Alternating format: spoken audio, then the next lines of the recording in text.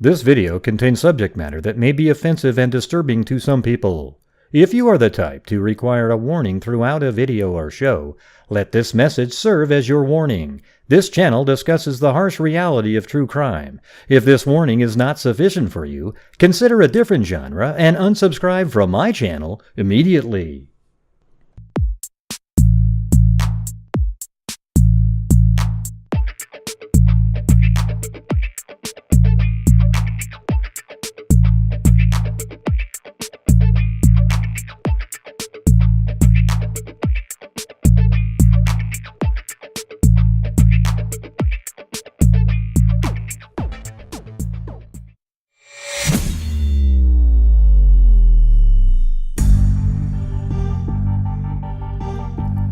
What's going on, freaks?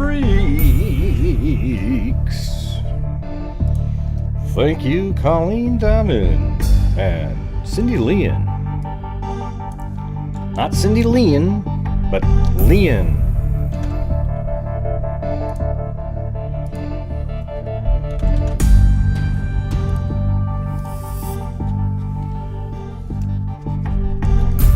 What's going on, everybody?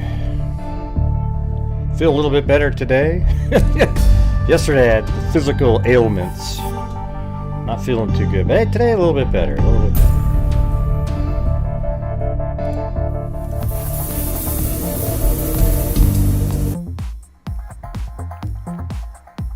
Alright. So today's day 3 of the month, everybody. Family night watching while I can thanks Gray. 3 of the month. Third day of the month. Alright, so tonight I thought we'd do, because the thing is right now, the probable cause document's such a big deal, it's like that's the only information that the public has right now. But I think that there's more information, like I was saying, when I was reading through the probable cause document, when it ends, it just sort of seemed to unnaturally end, right? Remember when we first read it, I went, whoa, what's going on here? And then there was some signature pages, but even with the signatures, they don't normally end in just at the end of a sentence that has, there's something that didn't work in that. So anyways, I thought what we would do is go over all of the elements, and people can call in and try to poke holes in it or whatever you want to do. I'm sure there's, the wackos that show up on these.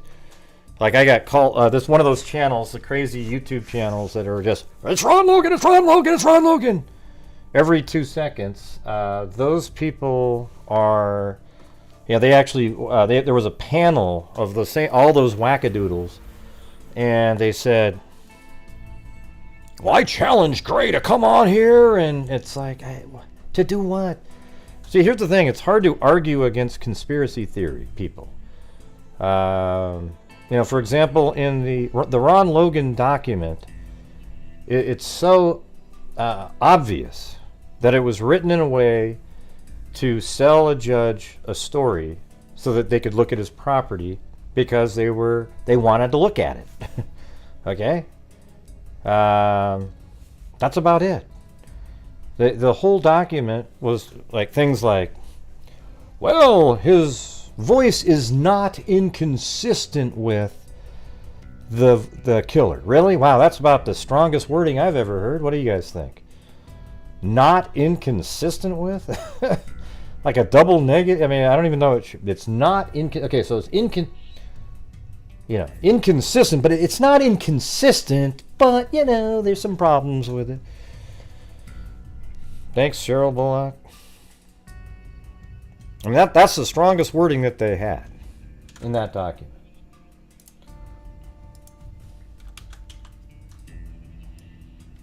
Thank you. And Brianna 25, magic bullet, my left big toe. Circumstantial evidence used to be all prosecutors had.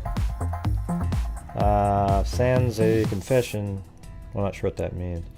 If it was enough in the past, it'll be enough now. I don't see any way he's not guilty. 1 + 1 + 1 + 1 equals 4. I'll get you back if you want me to. Magic bullet, my left big toe. Circumstantial evidence used to be all prosecutors had, sans a confession. If it was enough in the past, it'll be enough now. I don't see any way he's not guilty. 1 + 1 + 1 + 1 still equals 4. Well, here's what they're thinking. Yeah, because McLeland said we believe somebody else is involved in the murders. They think it's Ron Logan. I told you, didn't I tell you guys that that's what they'd be saying? Oh, I go, oh boy, here we go. But here's what I would say is that they wouldn't have needed to seal anything if it was Ron Logan or it was Keegan Kline. And you know why? Because everybody knows about Keegan Kline, and it wouldn't be anything earth-shattering. It'd just be, yeah, Keegan Kline, he has something to do with it. And it's not Ron Logan, because Ron Logan is dead, everybody. He's not going to run, okay, unless you reanimated him somehow, like took him out of there and put robotics on him and you have him run down the street. Okay, he's not alive, so he wouldn't be running or fleeing or anything like that. So it's not Ron Logan, and it's not Keegan Kline. Is it something related to the Anthony Shots profile and Keegan Kline? Sure, yeah, definitely could be. All right, but don't forget to hit the subscribe button, everybody. Become a channel member and join the Freak family, where we actually kick ass all year long, making a difference regardless of anything. I mean, it's what do we got? Hold on. Right now, if the freaks that have been here over the last 3 years, in 2020, from the income from the channel, because of your generosity, I'm able to donate from my income. $22,000 in 2020. Then in 2021, we donated, from the income from my channel, $42,500. So that was a doubling, basically. And then we were up to $64,500 after 2 years, 2020 and 2021. Now this year, our goal was $50,000, and currently this year, we're already at $52,250, and that gives us a grand total of $116,750 since January 2020. All right. Now, can you think of any other channels out there that are even close to doing anything like that? People go, "Oh, Gray, it's the free. They're giving you the money to do." I know, I know. The people that support my channel, knowing and they believe in me, and because of your generosity, I donate a shitload of it, like over 50% of the net revenue from YouTube. All right, so I think it's awesome. Okay, I mean, it's unbelievable. We have this awesome DNA fund built up. We've given at least $20,000 to $25,000 to Texas EquiSearch. NICMEC probably right around in that same ballpark. 17 to 20,000 or something, and there it is. All right, so what else are you going to say about it? However, guess what, everybody? It only works if every single night. I know it sucks, but when you have 600, 700, we did that this last year with 300 people watching on a nightly basis, 350. We now have 651 and 700, so it takes the pressure off of a lot of the normal freaks. But at the same time, it has to be on a nightly basis, where every single night there's support that comes in. I do 3 and 4 hour shows every single day, and that's how we make it happen, if that's for lack of a better term. All right, and it does allow me to keep doing it, So let's see. Yeah, I mean, I think it's pretty crazy, right? Like 52,250 this year. Is that ridiculous or what? I mean, it's just, I don't even know. I mean, sometimes I think, God, I could have kept all that and could have had my house paid off. But I got to tell you, the feeling is it just feels so good to make a difference, like despite going out and finding the answer for a case or something. We have such a huge impact on some of these charities. RAIN is another one that we do. It's violence against women.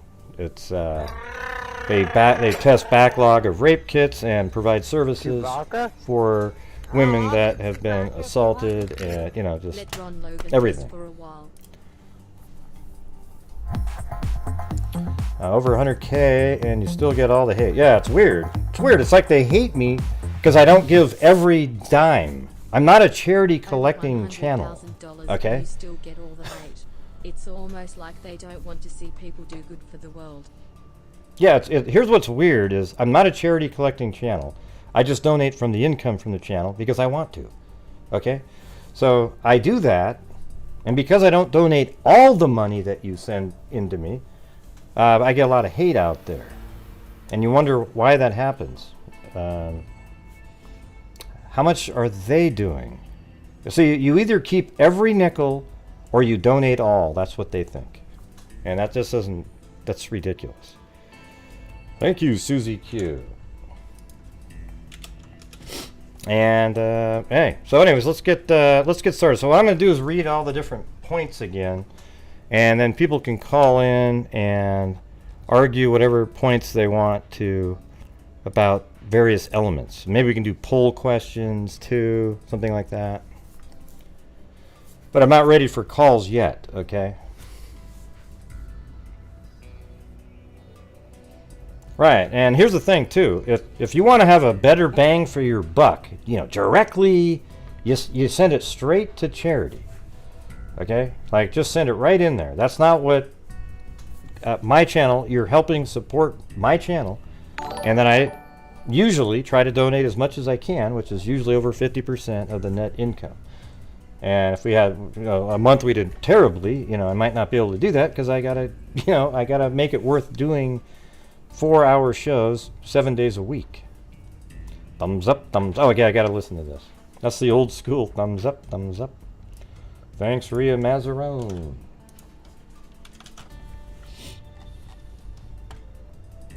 And Stacy's had the flu now. How ridiculous is that? Like, she had COVID and then she ended up having the flu, so she hasn't been around. So everybody put out the positive vibes.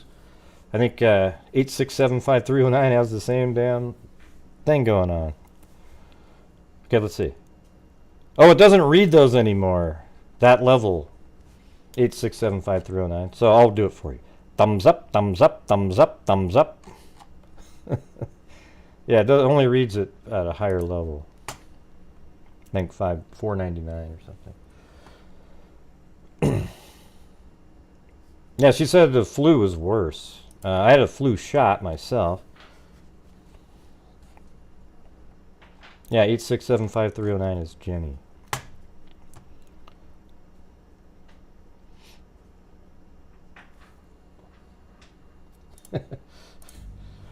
Feels good. So good. All right. Ultra Dark CEO. Thank you. Oh, I don't pay a lot of attention to him. There's just a ton of people. There's whole Reddit threads, by the way, that just go on and on and on. Oh, Gray does this and Gray does that. And they don't have a clue. It's almost like they don't listen. Oh, yeah, you had flu then COVID. Got another fever, Jesus. Feels good. Make a rap? Should. I can do what? I don't know. I'll have to figure that one out, Alifair. Maybe I'll just make a whole rap about the just channel in general, you know. Just I got flu shot early this year. Now watch, after the show, some jackass will say, I came here to argue the Delphi and you didn't start talking about it for 14 minutes. Right, but here's the thing, everybody. I just do the show how I feel like doing it, you know, the flow of it, right? Like I'm here, I'm talking, reading a couple comments, and then we'll get right into it, all right? Just don't worry about it, though. You'll be okay. I almost want to remove people when they type in, the show starts at 17 minutes. I'm so clever. I don't want other people to have to suffer the way I did through those first 17 minutes. So here is where the... Yeah. Long-term effect. Yeah, I don't really want to get... oh, wait, by the way, everybody, this is pretty cool news. So today, well, here, let me show you these. Let me show you.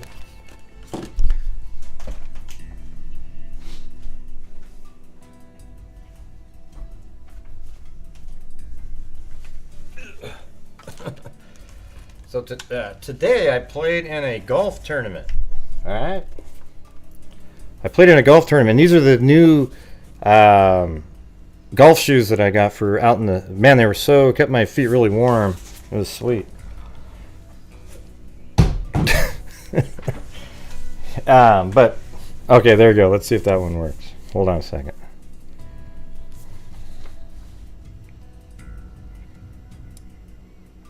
I think that one works. Hope so, anyways. I wonder. I'm not sure why it says $4.99 though. If it was $5, I know it would work.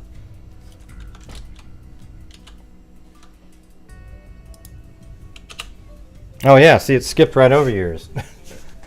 Yeah, I think it's $5. It says $4.99. Ah, forget it. Someone else will do it. Someone else do one that says thumbs up, thumbs up, thumbs up. Thumbs up. Oh, there it is. Thumbs up, rolling on the floor laughing. It did work. Okay, good. There you go. No, it worked. It worked. It worked. You got it. I'll be back if you want me to. Great. I appreciate the model. You have to support your channel and to take a bite out of crime, as old McGruff used to say. Great work. Lol, Yeah. You crack me up sometimes. Oh, cool. Yeah. Hey, also in the Idaho 4 murders. Remember the other night I was like, hey, are we sure which room it was? Well, somebody was emailing me stuff, and it does seem like it looks like Madison's room is the other room on top of on the 3rd floor. So it's not the one with the sliding doors. That was Kaylee's room. And if that's true, and here's the thing is after the deaths is when you could see the M in the boots in the window of the other room, not the sliding glass door. So Madison hadn't moved to Kylie's room. And if Kaylee was staying with Madison, then it's the other room, not the sliding glass door one. Okay, isn't that wild? So I think the room isn't the sliding glass door.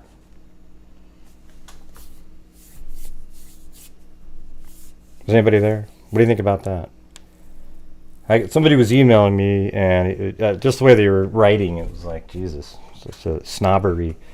But I was like, yeah, I don't think so. I don't know. I don't really. The stories are so different out there.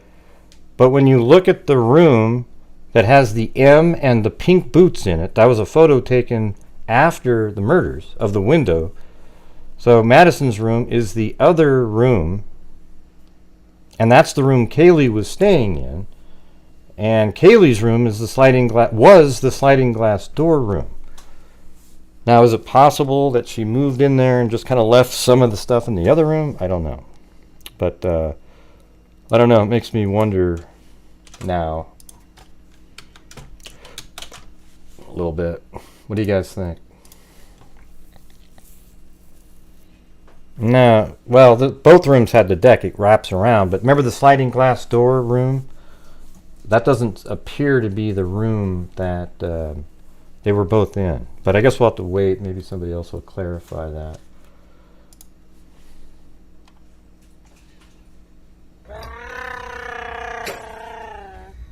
Yeah, right. Chewbacca? And so if that's Kaylee's room, but did Madison move in there and just wasn't quite moved in yet? Like maybe she moved something over, but I don't know. Why would the dad say that Kaylee's bed was still made, so she was sleeping in Madison's room? And then if Madison really switched rooms, why would you make a bed in a room with somebody that doesn't even live there anymore? Yeah, just the thing that makes sense is it's not the room with the sliding glass door where they were murdered. You know what I'm saying? Well, PayPal's better for me. Trish Atwell, there's no YouTube commission. Yeah. So thank you very much. Put that in there. It was good to hold the old thumbs up, thumbs up, thumbs up, thumbs up, rolling on the floor laughing, rolling on the floor laughing. Hey, thank you, Brianna25. Yeah, I'll have to. I'm not sure when you'll get the notebook because I have to order another boxes of them, but I definitely will put you in there. Hold on a second. Let me put you on that list first.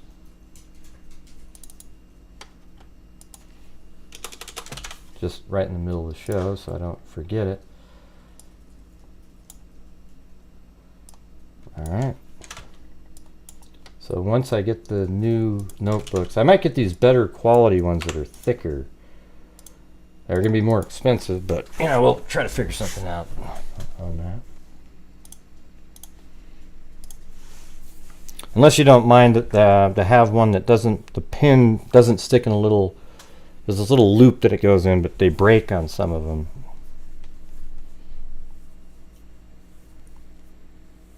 Yeah, you think so? Well, I don't know. If you can get a hold of him, let him know. I wouldn't mind having him on. Kaylee's dad. All right, so here we go. Let's get going on the Delphi case here. Right? The point of the show tonight. Did you see the telephoto pics of the kitchen? It looks like blood dripping down the cabinets, like down the foundation. Yeah, we saw that yesterday. We talked about it on the show yesterday. It can't be blood, can it? Yeah, I don't know if it is, but we talked about that yesterday. It's pretty crazy, huh? Yep. That was on the show yesterday. It could be. It seemed kind of in a weird place now that you think about it. Because how would the blood come down from the ceiling over there? It made sense when it was Kaylee and Madison up in that room above the sliding glass door room, right? Because that's right above the kitchen. But now we think that they're at the other place. How would blood have got down there? You know what it could be is something they sprayed on there. Like maybe it was the luminol and it's just that's the remnant sitting there. I mean, I don't really know, but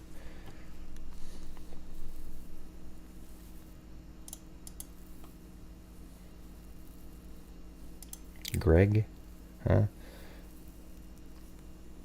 Do you know much about firearms? Do you? You got all these clowns showing up. Delphi prime time! Oh yeah, I'm so knowledgeable. Yeah, you just showed up right when, let's see, you probably showed up during the arrest of Richard Allen, and now you're just a big-time Delphi knowledge king. Right. All right, I knew they would. I knew they would. Hit that. It's free and really helps. Shows some support for Grant. Yep. I heard Ron Logan is connected to the Idaho. Oh, yeah, I'm sure. Yeah. I was thinking fingerprint dust.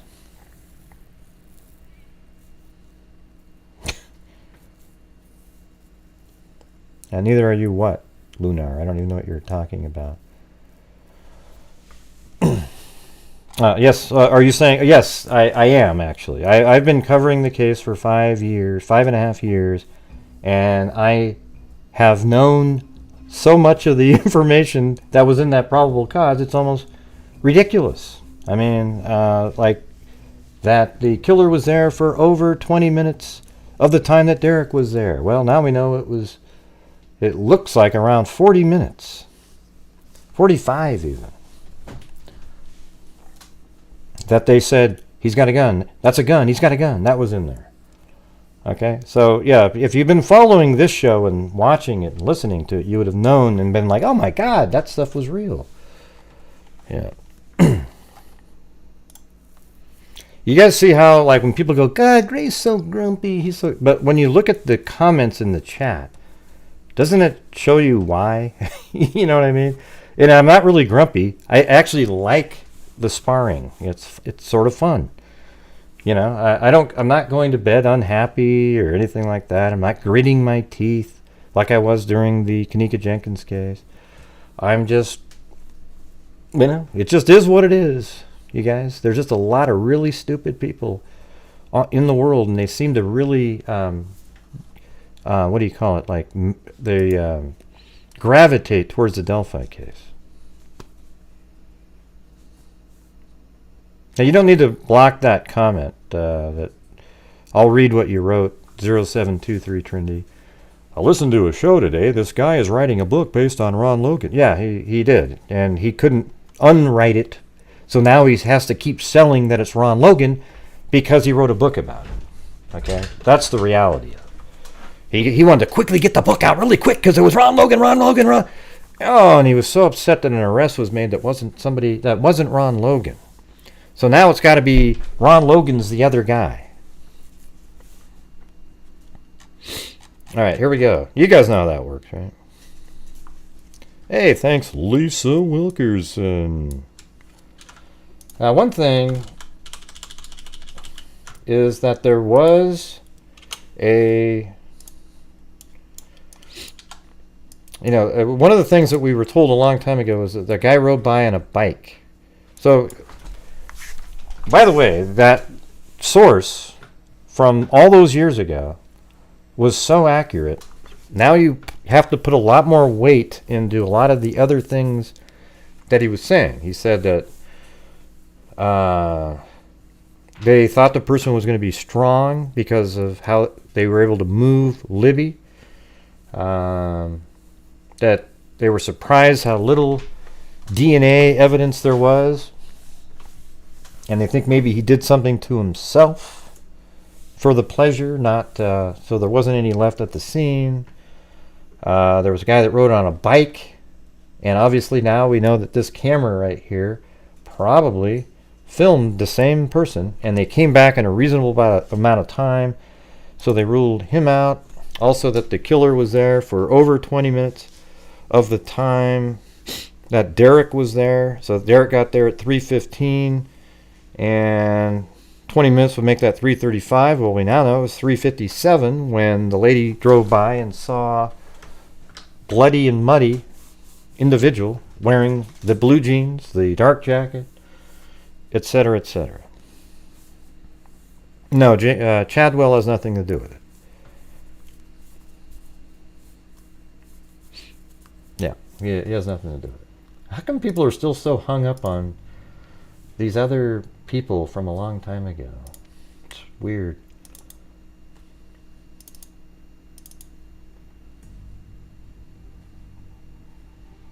Hold on, I gotta open this up with a different... Yeah, I think that's the one.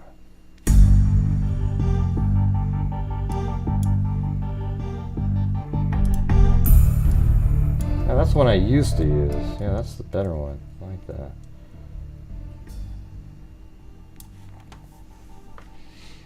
Hey, thanks, Janice Johnson. Janice Johnson.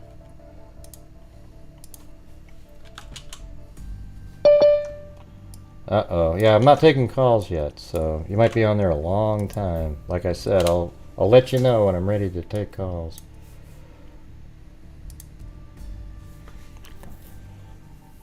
After 5 years and thousands shows, we need another Delphi show. Yep, we sure do, Gary. We sure do.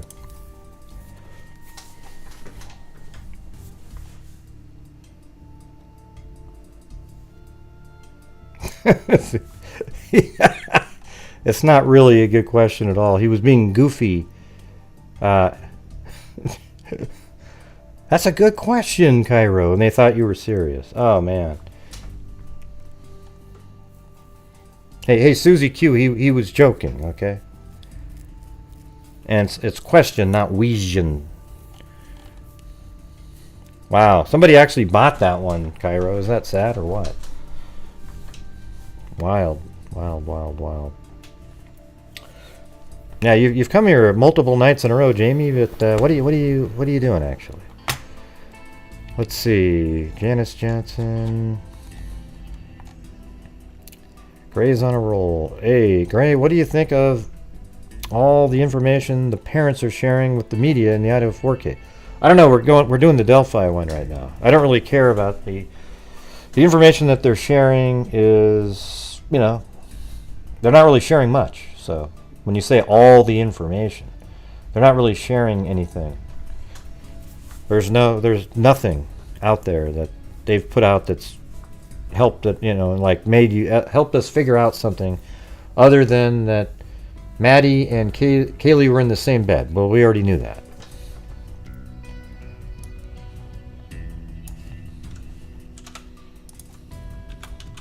All the rest is rumor. Hey, thank you very much, Catty Corner and Christopher James. Very cool, very cool.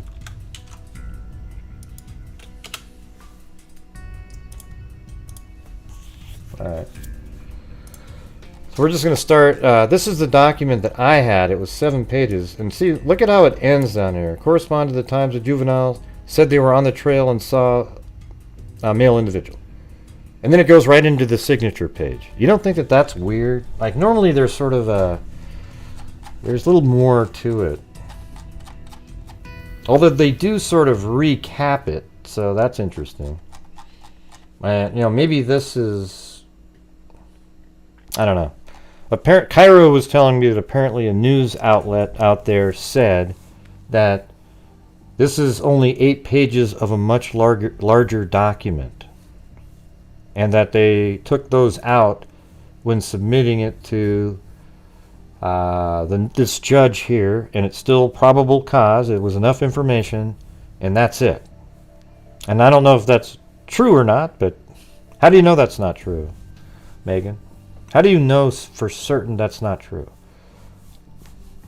I'm just curious. How do you know for certain that's not true?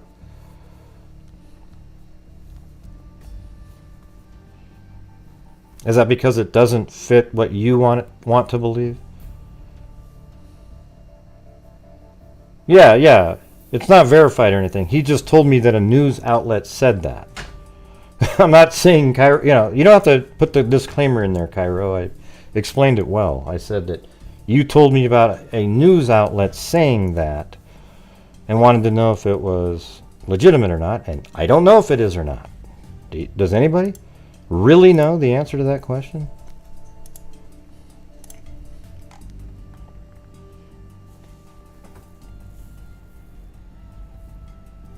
Yeah, that's who said it, hippie girlfriend. That's exactly who Cairo was talking about.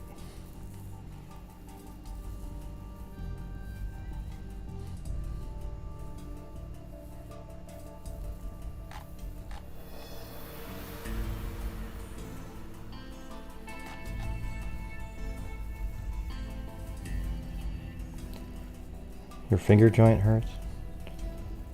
Well, hey, Gummo, those comments you just made up above, those are the ones that'll get you in trouble. Yeah, not because then it's sort of like being passively, like a passive-aggressive almost. So just comment like you normally would. True Crime really didn't claim that they had the other pages. They claimed that they had knowledge. Well, that's even more, right? I mean, that's worse. Isn't it? Like, they had knowledge of other pages. So they're aware that there was more pages in the document. Yeah, I have 12 pages. There's 12 pages. I have the 12-page one. Is that what they were referring to? Or were they talking about the 12-page document, Cairo?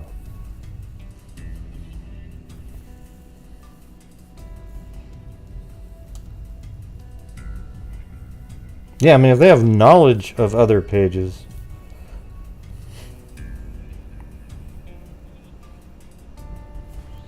So let me see who this person is. Alright, 703, you're on. I don't know who this is. I wasn't ready to take calls yet, but I don't want to have you sit there all night. Who is this?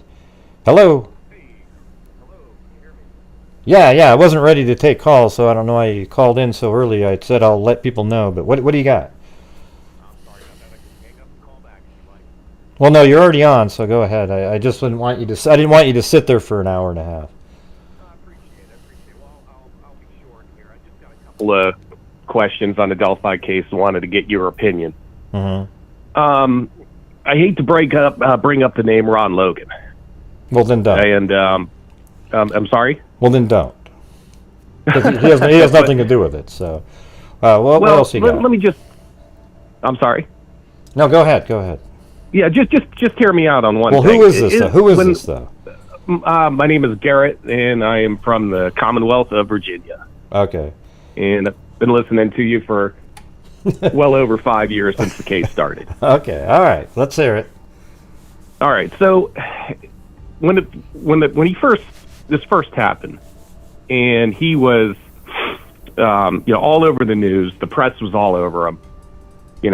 Everybody, and then the arrest warrant came out, or not the arrest warrant, but the search warrant. Mm-hmm. It started up the whole flurry of stuff, and that search warrant was pretty. I mean, there was a lot of info, and for about 3 weeks, everybody was like, "He's got to be the guy who did." Again. Who? Ron Logan? I don't think. Yeah. It seemed like that. Yeah. No, people were saying that. I never said it. When I read the search warrant for Ron Logan, I go, "This is ridiculous. This document right here." Ron Logan knew that if they found out he was driving, that he would be put in prison because he wasn't able to do so. So when he went to the dump, he didn't care to make an alibi for that because he didn't think that there was any cameras or anything. But when he went to the pet store, and also he didn't want... he needed to come up with an alibi, so they didn't ask him more questions, and that's why they came up with an alibi. And all the comments were so ludicrous, like... his voice is not inconsistent with. Oh, the ping was consistent with Ron Logan being on his property. Well, he does live there, and that is his property. It was ludicrous, and so they just worded it in a way to get a judge to sign it, so they could just check his house. And guess what they found in his house? Nothing. They didn't find a damn thing. Not blood.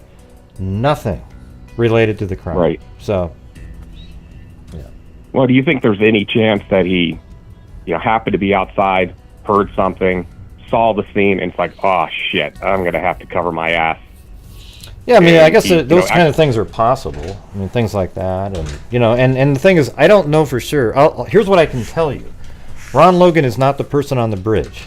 Okay, I don't know if Ron Logan has some weird other connection where he was part of some group and he allowed them to use the property and all this weird stuff in the background. I don't have any idea about that. When I'm saying Ron Logan is not the guy on the bridge, looks nothing like the person on the bridge. Now we've got this PI saying he can see the white mustache now. Oh my God. Really? Right. There's a freaking white mustache on him. Right. Yeah. Okay. Fair enough, and like I said, I do agree with you. I just thought, maybe he stumbled out on his property and had to create an alibi because he's like, oh my God, I've just stumbled upon this. That's actually a decent point. He could have done that. He could have walked down there and on his own property and seen the bodies, but why not just say that? Right. They're going to find them anyway, so why not just say, hey, there's bodies down here. Those girls are right here on my property. That would have been better, because that wouldn't implicate him at all, just because they're on his property, and they're going to be found on his property, so I don't know why you would have to make that... True. Yeah, I thought that would be a small percentage, but I figured, it might be a slight possibility, but... all right, well, moving on from that, I got one more question regarding the bullet that was found in between the bodies. What is your theory on how the bullet got there? Do you have a theory? Well, I actually think an alien spacecraft beamed up the bullet from some other location, maybe even from Richard Allen's house, and then I don't know. You don't think Ron Logan threw it, and it Yeah. Maybe Ron Logan broke into Richard Allen's home, ejected the bullet, and then took it out there and placed it there just in time. It's amazing. I guess a real way would be, he did have a gun with him, right? The killer had a gun. Abby said, as we've said for years, that's a gun. He's got a gun.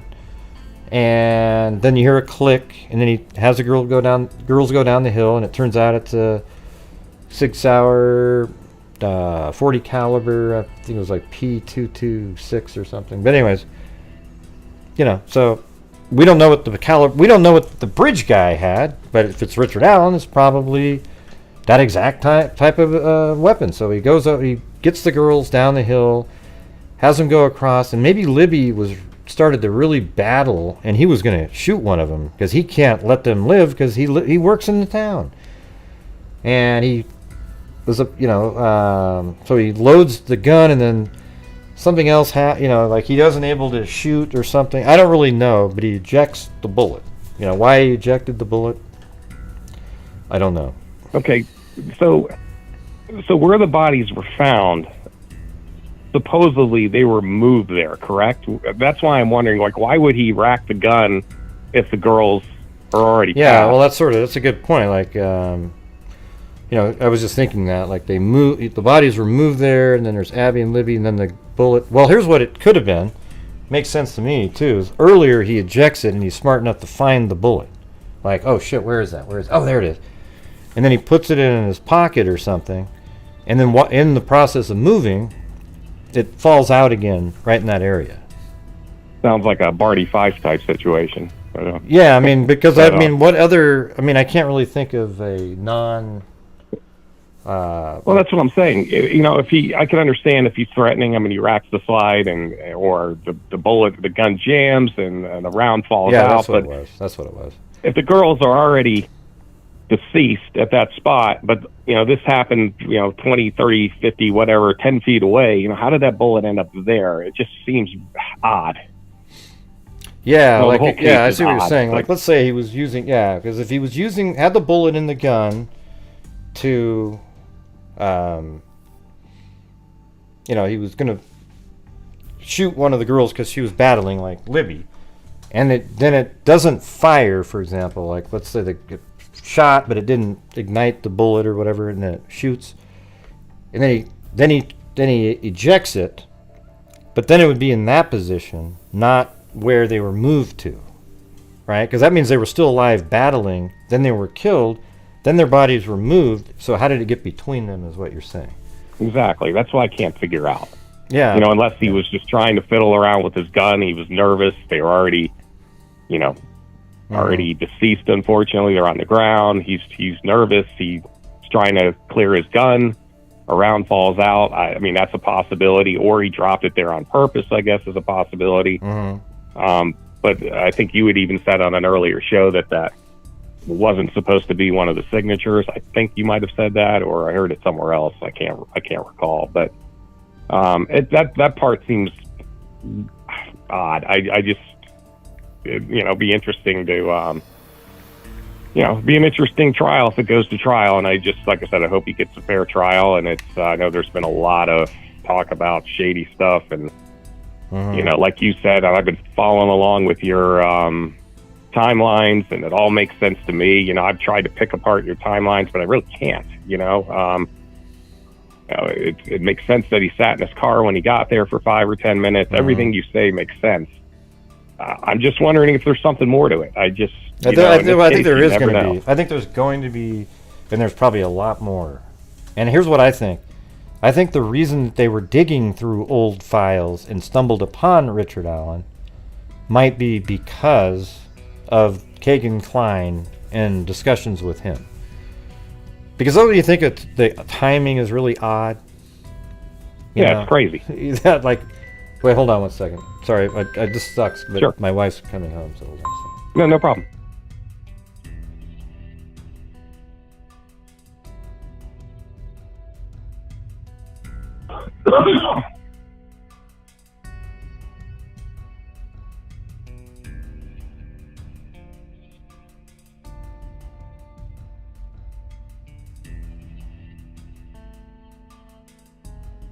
All right, yeah, she was at some event. I forgot that she was going there. All right, yeah, so it makes you... What were we just talking about right before that? Do you remember? You had mentioned Keegan Klein. So what do you think about that? Doesn't that make sense? It's got to be connected in some way, but in this case, you'd never know. I mean, I went through, again, from the beginning. This is the first time I've ever called into you. I've listened to you for 5.5 years. Back in the day, I listened to all those other idiots like Greeno and Stroop. Yeah. But I generally come back to you. I only listen to you because you don't get crazy. It's all, you speculate on the facts, you stay to it, and I enjoy it. And cool. your all your shows about all your subjects, but when they went with the whole Daniel Nations thing, which was a big joke.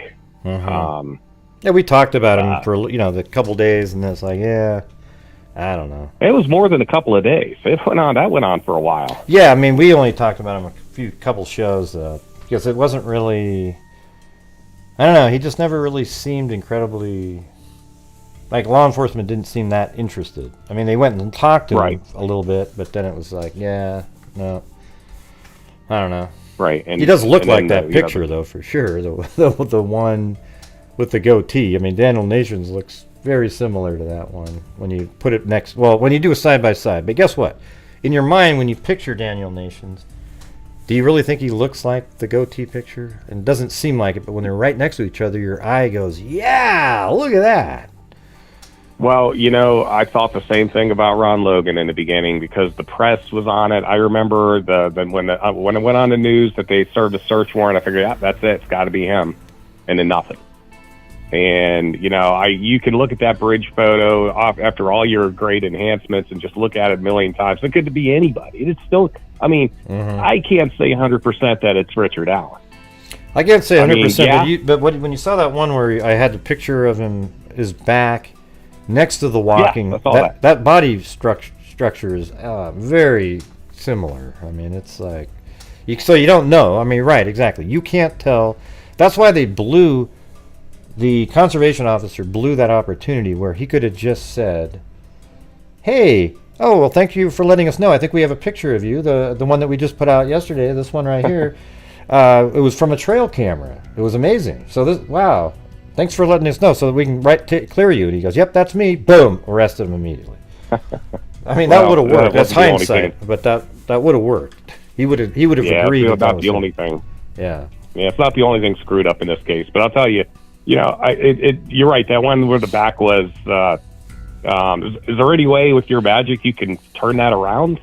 So it's kind of a front? No? Okay. No, I mean, I'd have to do some, that's what, a crazy channel would do is take that picture and then put his face on the back of his head, right? Because I mean, I don't know how I couldn't flip his shoes around and make his toes look like they were heading towards me. Gotcha. I could maybe if it looked like it was a Frankenstein sort of, like take pictures, legs from a different shot and flip it around. Yeah. Right. But I see that picture of him on the bridge and I'm looking at him and I'm still. Yeah, it could be Richard Allen, but hopefully if he gets a fair trial and all the evidence points to it, then it's got to be him, obviously. But I still can't, say that's him 100%. I just can't. Hell, I was working out in the yard the other day, mowing the lawn, and I'm like, Jesus, I'm dressed like Bridge Guy right now. Well, it's true that you can't say that's him 100%. However, I think if you put together the story. And you have a situation where at about 1:53 or whatever, I think it was 1:55 or so, he's standing at the other near platform 1 when this girl walks up to him, and then she passes Abby and Libby heading towards that individual who's by himself. Okay, and Richard Allen admits to being the guy on platform 1, given all the timing associated in this case, the 3 girls that walk by. That means that is Richard Allen heading down, and he's the guy on platform 1. And then the guy in the video is exactly the description of what the witnesses said, other than the one person who said dark and dark and dark. So that places Richard Allen. I mean, I think you can make those. I mean, that's the thing. Can you absolutely say, I don't know, but I don't think there's reasonable doubt, given those witnesses, that there was another person there that looked just like Richard Allen, who just sort of appeared out there with nobody seeing them, but the guy that all these witnesses saw was Richard Allen, yet he walked out of there but doesn't remember passing Abby and Libby. He doesn't say that, but he would have had to have passed them. Yeah. Now, speaking of that, when you mentioned the 3 girls, now I was listening to your show the other night, and I can't remember if it was in the Probable Cause, but wasn't there actually 4 girls, and then all of a sudden there's 3? Well, no, there was 3. There was 3 girls, and then the one driving her car went under. See, I don't even think they need to put that in there, other than it. Yeah, it's irrelevant, really. But she says while she's driving under the old bridge, she saw 4 girls up there. But those girls, their time is that I think it was 1:27. They took a picture of the bench, and then like at one. But when they took a picture of the bench, you think they're just walking by the bench and you took a picture? No, they probably hung out at the bench for a few minutes, walking around. Right. And then Richard Allen passes those 3 girls, and he gets there. See, that's the problem, is that there's this 10 minutes of time that I'm just assigning to Richard Allen sitting in his car and the girls lollygagging. Okay? Now, the 4 girls going over the bridge could have been another set of girls. It doesn't really change much, because what it means is that Richard Allen got there more like 1:33 if the girls just kept walking, and the 4 girls seen on that old bridge were a different 4 girls, and those other 3 actually went over the same bridge, so it seems likely it was them, but we don't really know. And then Sue, the witness, drives under the bridge at like 1:45, goes around, curves, and then passes that camera at 1:47. Gets out of her car, starts walking the trail. 2 minutes later, Kelsey passes the same camera. I think it was 1:49. Then Abby and Libby get out. So Sue is about 3 or 4, maybe 4 or 5 minutes ahead. Goes to the end of the bridge, and there's that same person that passed the 3 girls earlier with the jeans, the jacket, standing on platform 1 that Richard Allen admits to standing on. Then she turns around, passes Abby and Libby, and then Abby and Libby head towards the platform. So man, it's like that to me. It's how would it be somebody else? Yeah, so Gray, when the girls were directed to go down the hill at the end of the bridge, correct? Yeah. What is further on from that? Does the trail continue? Not really. It kind of just becomes, there's another barrier there, and it's kind of overgrown. It's an old railroad track, and then if you go down, you can go to the private drive. There's a private drive down there that you can walk on. Then you have to go down another hill to get to the very bottom underneath the bridge. So there would have to be somebody down there, and to him to be innocent, he'd have to be, looking at fish, I guess. Well, no, but he told, but that guy told them to go down the hill, so that means he's part of whatever happened. There's no doubt about it. It's not like he. I'm taking you down the hill, and there's some other random killer. Okay, go ahead. You take him. I don't know who you are. See you later. I got to go. That doesn't. Right. So he has something. That's why right now a charge could be he abducted them and it led to their deaths. Right? Because they don't know 100%. I mean, his abduction led to their death. Now, whether there was somebody else there, we don't know. Now, this is where the Ron Logan people think, oh, it's Ron Logan. He lived there. He was down there. Well, again, I don't think it was Ron Logan. The only thing, again, and I hated to bring that up first thing because I think I knew how you were going to react. Yeah, man. You started off, whoa. I was like, man. I was just curious if, maybe he walked out in his yard, saw something, and was like, oh, shit. And then I was like, I got to create an alibi. I'm going to go back to jail, yada, yada. Go to jail. But it's probably a small percentage, but those are the 2 main things. And then also the bullet. I guess we got to wait for more evidence to come out. The cameras will be interesting to see what footage is on there. And I'm still intrigued about the river search. I wonder how that's connected, if it is. But doesn't it seem like, they're there for so long. He must have been really certain. And then Carter flies over right as it's ending. Why did he do that? I have no idea. That's the first I knew that. I had no idea that happened. Yeah, he flew over with his helicopter, and then also they took Kagan Klein out of jail and took him to the Grissom Air Force Base, which is next to a prison, and he was interrogated and questioned by multiple federal agencies about something. Okay, then they continued. Then they started searching and searching, and apparently Kagan was taken out of the bridge, and he pointed to where he'd thrown something. I think murder sheet said a cell phone and a knife or something. Yeah, who knows? Did they find something? Apparently, maybe they didn't find anything. I don't know, but 2 weeks after they quit searching, they arrest Richard Allen. I mean, what are the odds of that? Yeah. I mean, they didn't arrest him. Crazy. They did a search warrant 2 weeks later. Then 2 weeks after that, Right. they arrested him. But on the 13th of October, and I think they stopped searching in late September.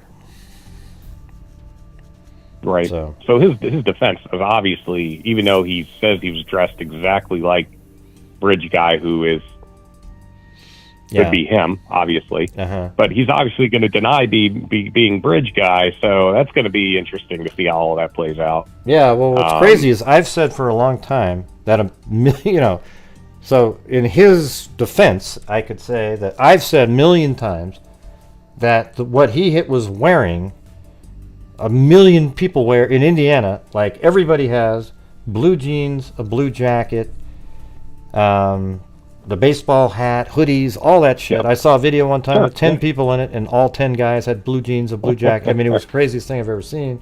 It wasn't a Bridge Guy convention. That was just what they were wearing.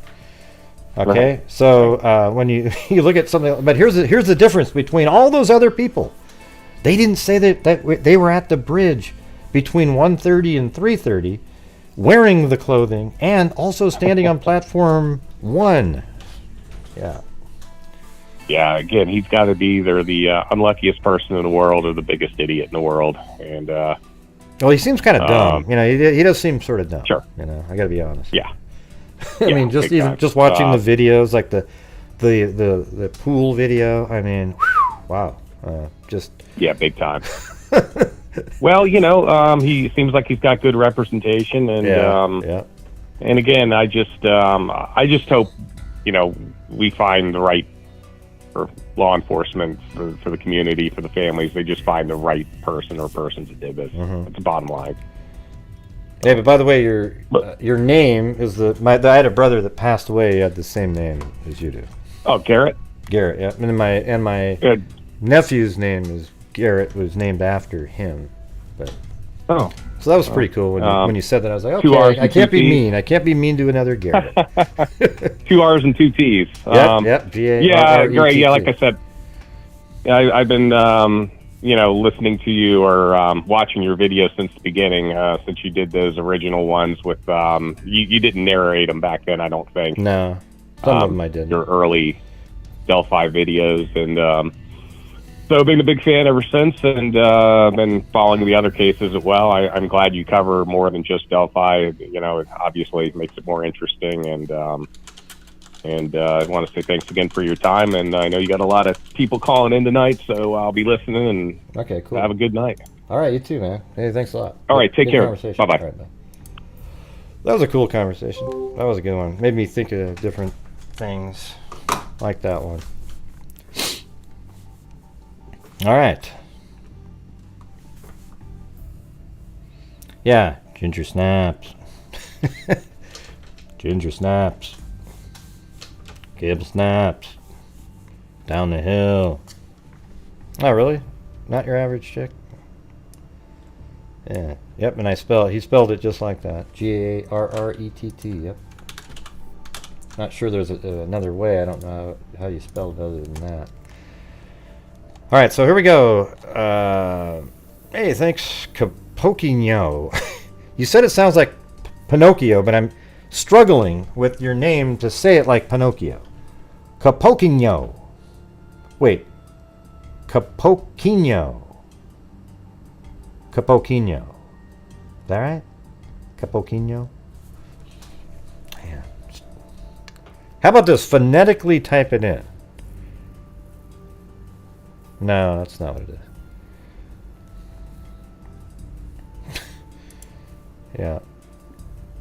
Yeah, thank you guys very much for the super chats and whatnot, PayPals. It all helps support the channel and allows us to keep doing what we're doing. All the things, as Chasing Truth would say.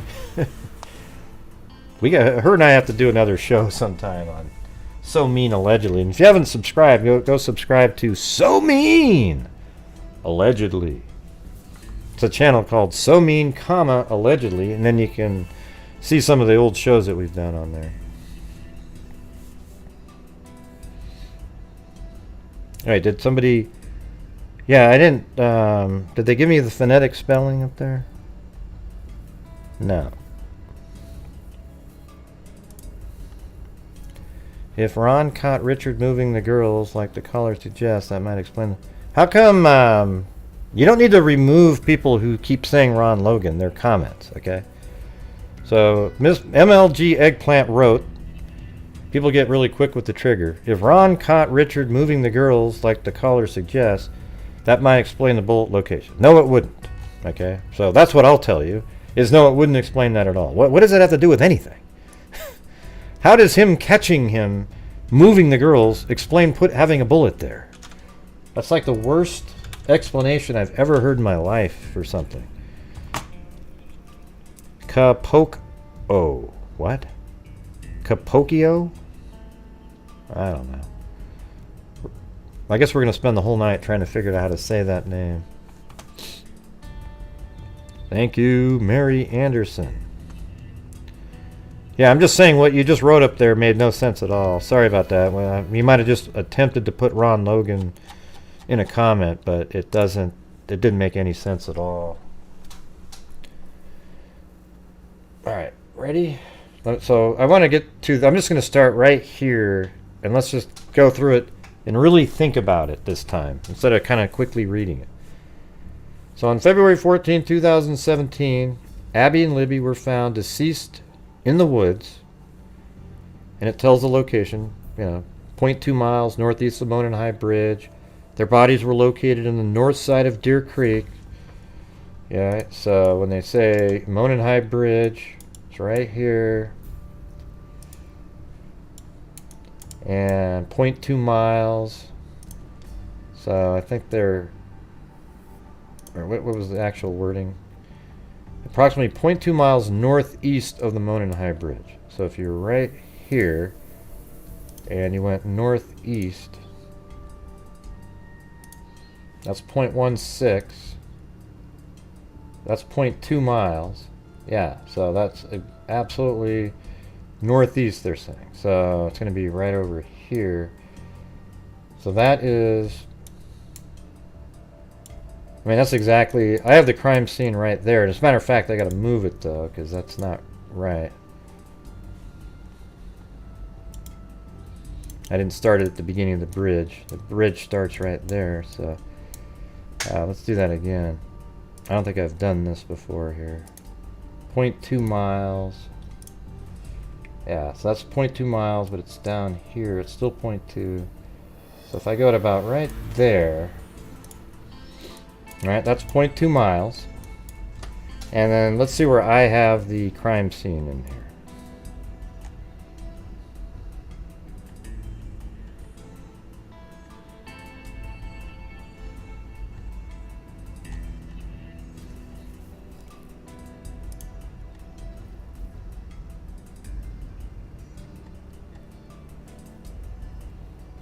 Is it in here?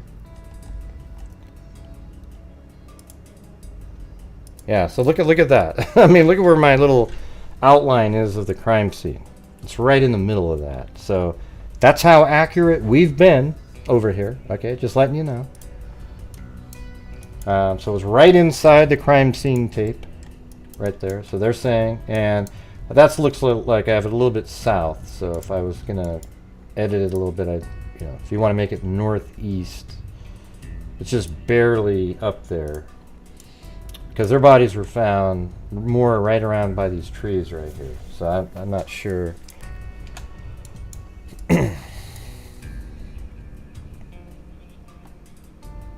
Is that lady answering? Whoever, or guy, or whatever, that was a Capocchio or whatever?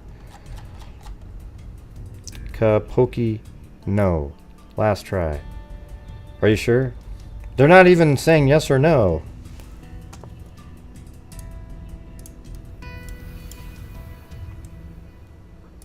Alright, so that's 0.2 miles northeast of the Monon High Bridge in Carroll County. Their bodies were located on the north side of Deer Creek. So yes, there's Deer Creek, north side. Everything works here.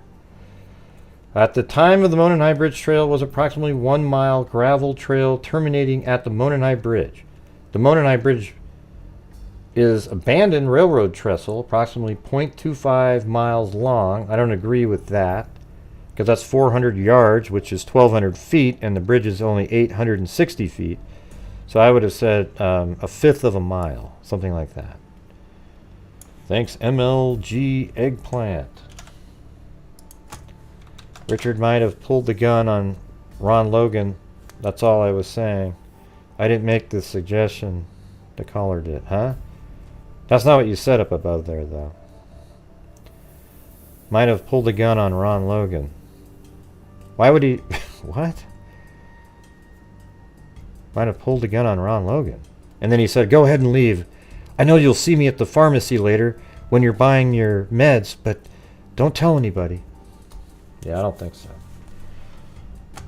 0.27 miles long, spanning Deer Creek and Deer Creek Valley on the southeast end of the trail. Approximately 0.7 miles northwest of the trail and Deer Creek Valley on northwest of the trail from the northwestern edge of the Monon High Bridge is the Freedom Bridge, which is a pedestrian bridge spanning State Road 25. I just want to see how accurate things are here. So we'll measure that. So it's from here to here. Let's see if it's 0.7 miles. And that would take, roughly 12 minutes or so to walk that. And that distance is 0.68. So yes, right on that. Roughly 0.7 miles. Okay, so that's what that is. So everything's accurate so far. Northwest of the trail from the northwestern edge of Monon High Bridge is the Freedom Bridge, which is a pedestrian bridge spanning State Road 25. Approximately 350 feet west of the Freedom Bridge was a former railroad overpass, Old State Road 25. The trail terminates just west of the former overpass. So we go to here and let's see if this is 350 feet. So here we go. This is 350 feet is, that's 372. So they're probably talking about right there. Right there is 350 feet. So that's the other end of the bridge. Okay, so that's 350 feet. So that's accurate. A former railroad overpass. Okay, the trail terminates just west of the former railroad overpass. So that means right here is where the trail ends, right in this area. And that's going to be on the highway, so we're not going to be able to... we got that going on again. Jeez. Alright. The majority of the trail is on a wooded area with a steep embankment on the south side of the trail. The entirety of the trail and the location of the girls' bodies were and are located in Carroll County, Indiana. Welcome, Cindy J. And thank you, Colleen Dahman. Here, let me turn on the effects here. Just because watching everyone try to pronounce Capocchio or whatever. So, well, it's hard. When she said it, or he said it sounds like Pinocchio. So, Capocchio? Does that sound right?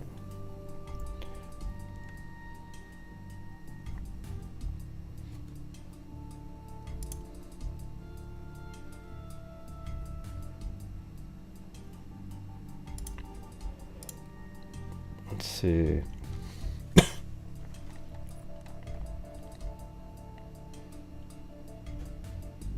Yeah, we don't really care, inbred outcats. Nobody knows what the hell you're talking about. And the reason they didn't mention him is because it's not related to him. Okay? Did you ever figure out Why the coordinates and... No, I haven't figured that out. I don't know if it was just sort of a generic location or something. It doesn't fit, though, any visual information at all with the yellow... where they had the yellow tape. Their coordinates were definitely outside of that. And they may have intentionally just had it close to the crime scene to avoid people going right to the spot. Harpoki knows she answered, and that is correct.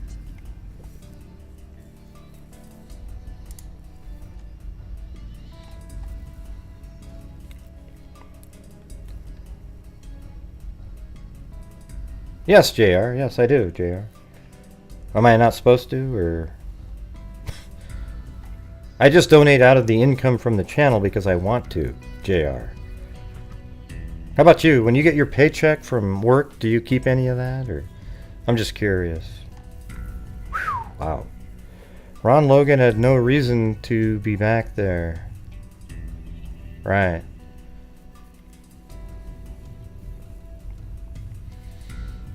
Oh wait, you probably don't even work. Never mind. Forget it. Alright, here we go. Through interviews, reviews of electronic records, and review of video at the Hoosier Harvest Store, investigators believe Abby and Libby were dropped off across from the Mears farm at 149. So that was something new that we got out of this.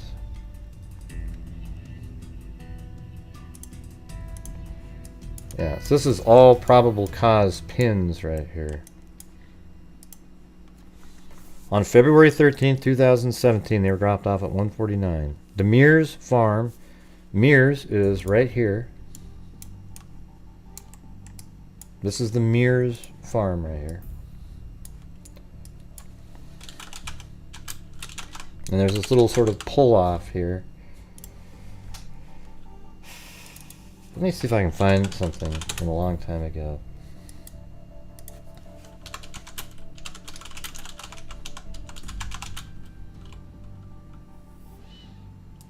Let's see.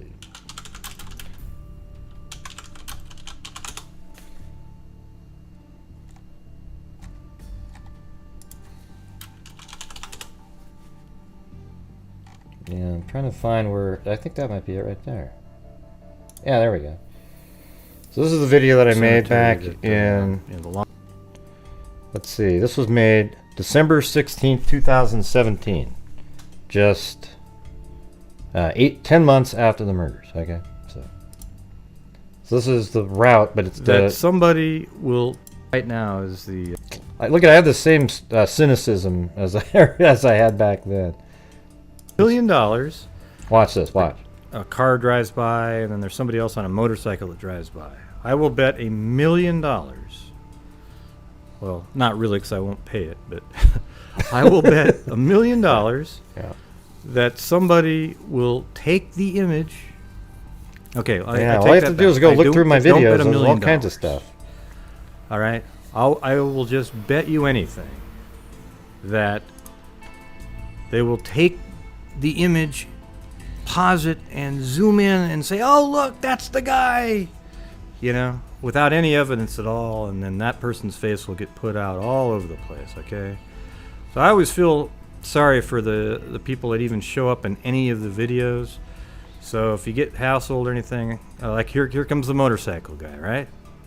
Now you can pause it and boom! Oh, look at, he had the hat on. I think he even had a beard and some glasses. Oh my God! It must be the killer. You know, that's the other case I'm working on right now is or I've been working on. It's not really even a case. It's an accident. The Kanika Jenkins case. I have to tell my old me what the hell. The same type of lunacy goes on in that case as this one. However, that case has way more people. Hey, thanks, Crystalline. And it's just, it's like swimming upstream.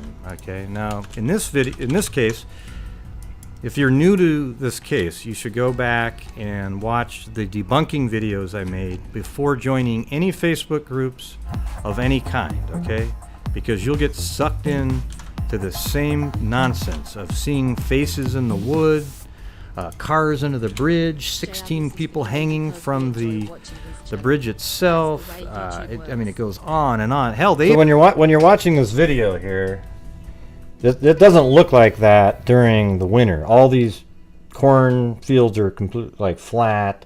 The trees have no leaves on them or branches. even had organ well, they have harvesting branches, in no this leaves. case. That's incredible. It's like the same themes get brought up over and over and over again. Okay, now we're getting on the home stretch to the parking area.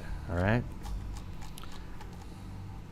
So I think let's see where we're at. We're actually Hey, thanks, Lisa Wilkerson. coming up around here, and then there's a straightaway, and then they park the car. I think I missed that earlier. Okay. No, I think I said it. So is that I motorcycle? really appreciate Becky doing this for me. And I'm Yeah, so glad Becky to actually finally get drove. out. I was going to just put she this all in talks during one it. big, long video. That was actually the cemetery right there on the left. The famous cemetery that the law enforcement Wait, I'm going to go back. coming up around here, and then there's a straightaway. When does he and then pass they the park motorcycle? car. I missed it. Okay. I think it was back there a little bit. So I really appreciate Becky doing this for me. And I I'm must have glad to missed it. finally get it out. I was going to just put this all in one big, long video. That was actually the cemetery right there on the left. The famous cemetery that This is 5 law years ago. enforcement parked at. A lot of people suspect the suspect escaped through the Remember he was cemetery flipping the without hot being dogs? seen. Wasn't that Richard Allen? Oh, no, that's somebody else. Never mind. But apparently he was seen, so it's probably not likely it was at the cemetery. Could be, though. So the parking area for the trails is coming up. So this is where you pull You over. see that red gate there? That gate, I don't believe was there. Yeah, you just pull. prior They used to this pull incident. into this spot right there. So you would just park here, or near here, and then just walk down. I gotta A go lot of look back people here a little bit because I seen want to see what it so looks like that on the gate, side of the I don't road. believe parking area. It's probably not likely it was at the. So this is where Richard Allen would have been walking. Could be, right though. here. So the parking area for the trails On this right is side of the coming up. road. And see that red gate there? That gate, I don't believe was there prior to this incident. So there you go. That's where they would park. This time isn't quite right because it got adjusted. Now it's not right at all because it's 159 or what was it? What did it say up there? 149. So it's close, right? I mean that's 44, but now it's 149 on here.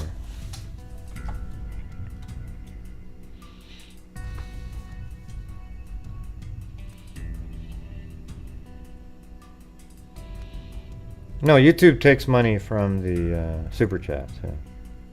Yeah.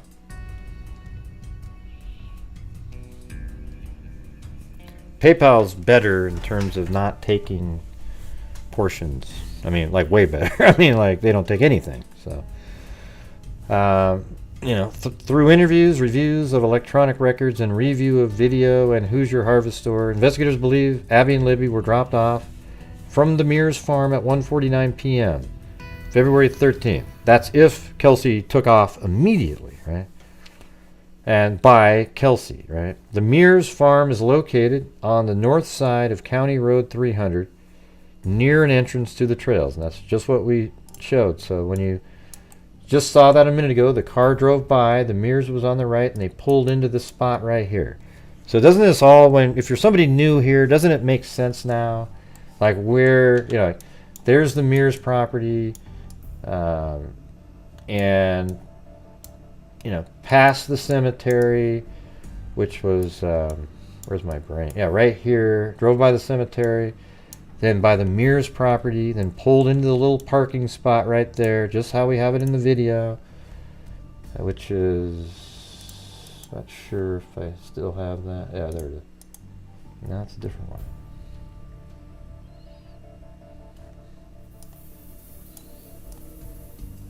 I guess I don't have it open anymore. Oh, it was a YouTube channel, so there it is. Yeah, right there. There's a little gate. Just back from that is, let me show you when it's pulling up. Not likely it was at the cemetery. Could be, though. So the parking area for the trails is coming up. So right here on the right is the. Let's just stick with the case, Zozo. Right over here on the right is the. See that? Is the Mears property, right? Seriously though, looking back, about every time someone saw this case with their delusions, it's pretty incredible the extent that people's minds dive into utter madness. Yeah. Yeah.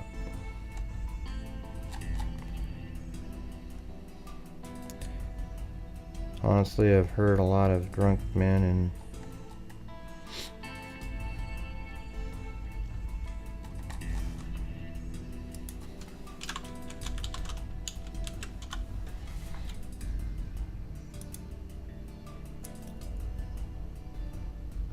yeah. Yeah. Of course, yeah, you're talking about soccer. Yes, of course they lost to Argentina. I mean, Australia has had no chance, just like we had no chance against Netherlands, really. But notice how we get off topic. You know, it's just, why not just focus on what we're talking about? What are you confused about, Amber? Thank you, Sarita. Appreciate it.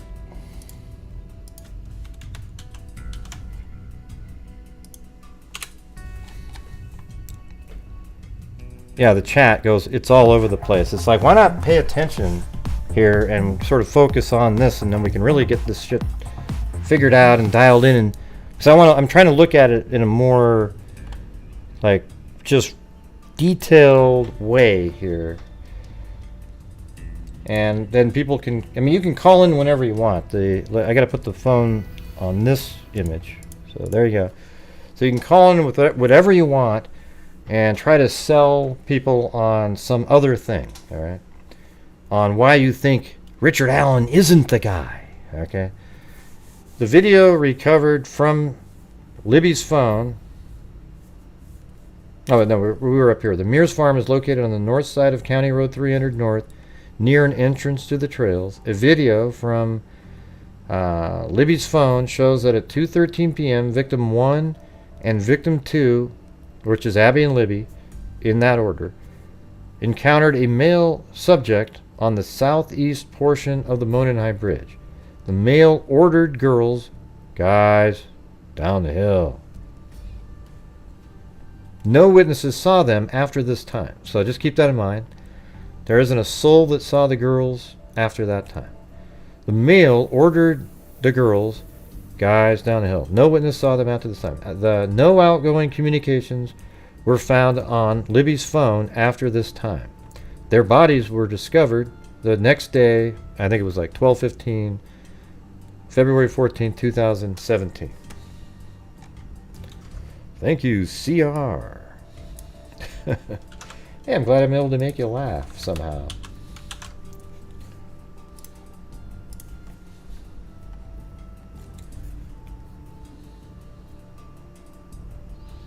So there was no outgoing messages from her phone. That means right after that, they were controlled in a way where they could make no calls. Right after being made to go down the hill. The video recovered from Libby's phone shows that Abby was walking on the southeast, on the Monenhigh Bridge, while a male subject wearing a dark jacket and jeans. Notice they don't say dark blue, you know, because then it allows for the black, you know, the black outfit from another witness. But the thing is, they're all seeing the same people, but people's recollection, some people's recollections of things aren't as good. Like, they don't remember that kind of thing, right? They don't have any idea what that means, right? They have no clue.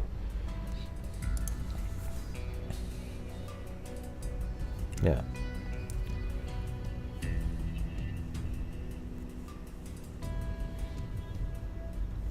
Libby's phone pinged at 5:30 p.m. Yes. Yeah. Can we just continue on, Mike? Yeah.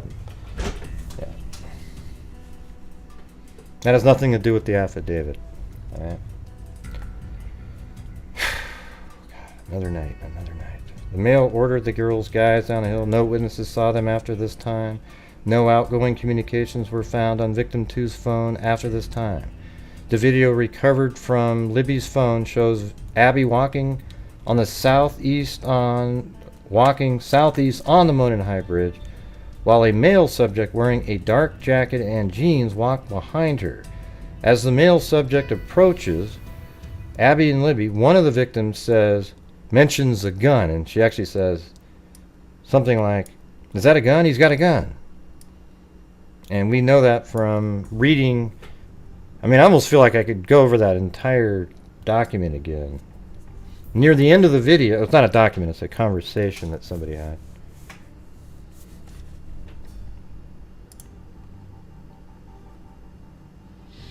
Hey, Megan Atlas, you're a smart ass every single night of the week. So goodbye. You'll never be back on the channel. See you later. Let's see. I remember when Gray brought up the gun way back then. Remember that? How we brought up how Abby said, "Is that a gun? He's got a gun." And people were like, I don't know. Well, here it is, right?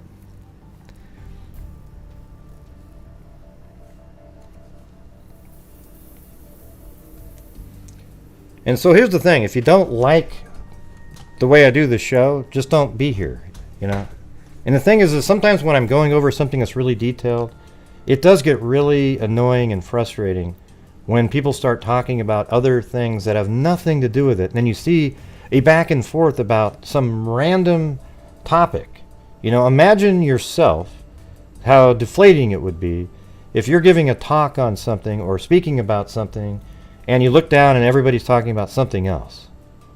Okay? So just realize that. Wouldn't it be more interesting if everybody was focused in on it? You know what I'm saying? Yeah. Yeah, so just try to picture how it would be for you. Was the gun the murder weapon? No, it was not, HP. Was not. But he had a gun there, and it turns out that the bullet that was left at the scene led back. I mean, that's just... Here's what you have to know is, was the FBI and Robert Ives aware of the bullet in 2017? If that is a truth, then there is nothing nefarious about that whatsoever. Now, if all of a sudden a bullet shows up 5 years later, then it looks bad. Okay, but if there's literally documentation that that bullet was found in 2000, like right then, February 14th, 15th, 16th, then it sounds great, right?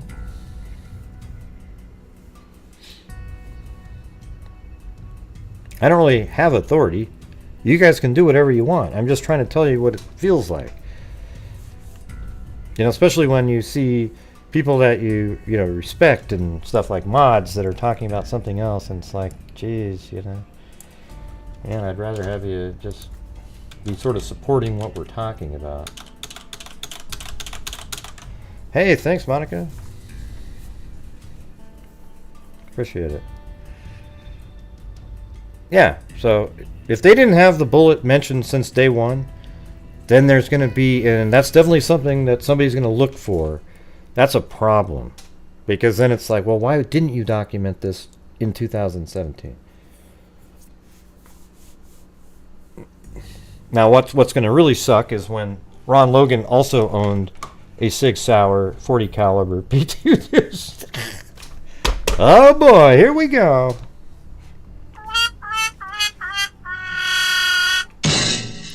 Here, I'll get one of these. All right, 972. Hello, who's this? So what do you want me to play? Hello, who's this? Who's this? Who is this? Who? Okay, yeah. Steven yeah. Bug Killer. Yeah, what's going on? Hey, buddy. Good, man. Watching the show. Hey, you want me to do this? So the premise on the deal with tonight is, you want me to argue my case. Well, no, I don't want to. I don't want you to spend like an hour. If you got a point where you're trying to argue against something, about Richard Allen being the killer, go ahead. Okay, no. So let's say, I mean, he's going to have a hard time. You know, prosecutors got him at the location in the right time. All of that. We're in the, you know, there's witnesses seeing him there. Mm-hmm. You can have him on video saying down the hill, and then they find, you know, similar ammo. I mean, it's going to be hard on a circumstantial case not to it'd be hard not to convict the guy. All right, but I was trying. But I wanted you to call if you had something because I want to go over the documents still here. That's what I was doing. Okay. But I mean, but if you have something, I want you to argue against how it's not him. Well, you know, like you could say Richard Jewell. Same thing, kind of thing happened to Richard Jewell. Yeah, it's a little different. Yeah. It is a little different, like but quite I mean, a bit. it's in the same realm. Well, I mean, Richard Jewell didn't say he was bombing somebody. I mean, this guy literally said he was at the park from 1:30 to 3:30. I guess Richard Jewell was there, or you know, during that time. But it's hard to. Yeah.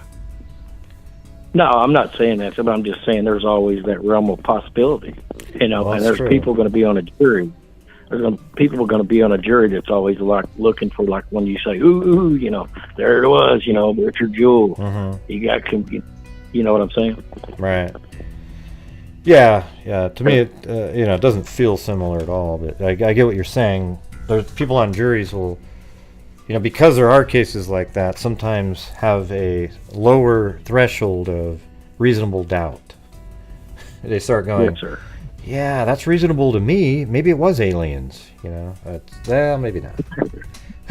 Right. I've been on a jury before where it's like, you know, they got a guy dead to rights, you know, and then you got somebody in there. I've literally been on a jury, and they're like, well, but you know, he's got 2 or 3 drug convictions, you know, and the police, they planted drugs on him, you know, and they found no, man, they got a bag of drugs in his vehicle. Yeah.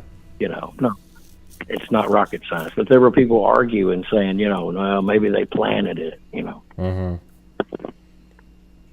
Yeah. That's the only thing that concerns me about this case. I hope they have a lot more, you know. Yeah, me too. Because a good defense lawyer is probably going to get that bullet kicked out, or at least get it to where they can, you know, show another. I don't know how they're going to kick that out, because if they really, I mean, you know, if they documented finding the bullet at the scene during that time, the way you could get it kicked out if the judge agrees that it's too prejudicial to say that bullet is linked when the science behind it isn't clear enough to make that sort of, like, that is his bullet. And therefore, right. Richard Allen was at the crime scene when maybe the literature and whatnot regarding ejection patterns doesn't show that level of certainty. And saying that bullet is, you know, the argument might be about the language that can be used when describing it. Like, you'd have to say, the marks on the bullet are consistent with, and based on my opinion, that bullet is from that Richard Allen's gun, this gun right here, the Sig Sauer. Okay, but then the attorney, the defense attorney, will ask, so that's your opinion, but isn't it also possible that it's not from his gun? And he'd say, yes, it's possible, but in my opinion, it is. And then it's like, okay, and then the jury's like, huh. So it's possible it's not. That's not. So it's not like a fingerprint.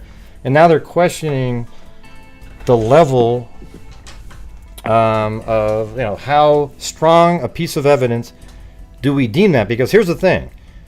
That piece of evidence, if that's all they've got, is their number one item placing Richard Allen at the crime scene, right? That's it. Right. At the murder scene itself is that bullet. And if that's how it's deemed, that it's possible it's not from his gun, then it's reasonable doubt, actually, for the jury to say, well, you know, I can't really say for sure that is. He does have that kind of gun, and the marks are consistent with, but they say that it's possible it's not. Right, and and here's another thing, because technically it's not against the law to be at a crime scene. I mean, at a crime location. Well, yeah, but they're going to say that because it's almost for certain that he's the guy that's having them go down the hill. So it wouldn't be. I agree. So when you put that together with a bullet that's consistent with his gun, you start stacking all these pieces of circumstantial evidence. Then it's like, okay, wow, that's likely his. Very, very, very likely. And I agree. I think it is the guy, but you know how they get with juries. That's the whole thing. And then the other aspect is, here's another one I didn't realize until the day. This gun that's involved or whatever, that's a common law enforcement weapon. Yeah. But it's also common by a lot of other people, so that doesn't mean anything to me. No, I know that, but I mean, I could see a scenario where they go, well, one of the cops dropped one because these guys carry this weapon. You know what I'm saying? I guarantee you they're going to be looking into that, seeing how many police carry that kind of weapon on that sheriff's staff or the investigators or whoever. You know what I mean? Yeah. It's going to come down to key, like you said. It's going to come down to whether they found the bullet in 2017. If they found it out later, then they're going to be able to. They'll probably say, "Well, that policeman dropped that," or look, these three guys. If they found the bullet, that's why I was saying that earlier. Yeah. If they found the bullet on the 14th or 15th, right there at the crime scene, I would see even the 14th, right then it's very likely. I mean, then there isn't going to be any shenanigans going on. That means it was right there. Right. Like they came down there, they put the yellow tape out, and they started meticulously going through. Oh, look we've got a bullet shell. And you remember, like Carter always says, we know a lot. We know a lot. They've known a lot for years. There's been a lot of stuff. So imagine having all the information that we just saw in this probable cause minus Richard Allen. I mean, it's incredible. You have that car pulling up. Like, you just don't know who it is, but you would still say, with all the information they had, the person that passed the three girls is the same guy in the blue jacket that Sue saw at Platform 1. You would say all of that. Now there's an actual person that admits to being the person that they all saw. It's weird, It's weird stuff. Yeah, I know. But I just, my whole weakness in it is just with the way, the only thing that I have a concern with, I think it's the guy, but is the way, if we can basically see how the way law enforcement has handled this initial thing, it concerns me if they're competent in some ways. I mean, maybe they made a big mistake at the beginning, and it makes, you know what I'm saying? It makes me wonder if they're a bunch of dummies. You know what I mean? I hope not. Yeah. All right. Because they clearly dropped the ball at the beginning. As far as the interview, you see what I mean? Mm-hmm.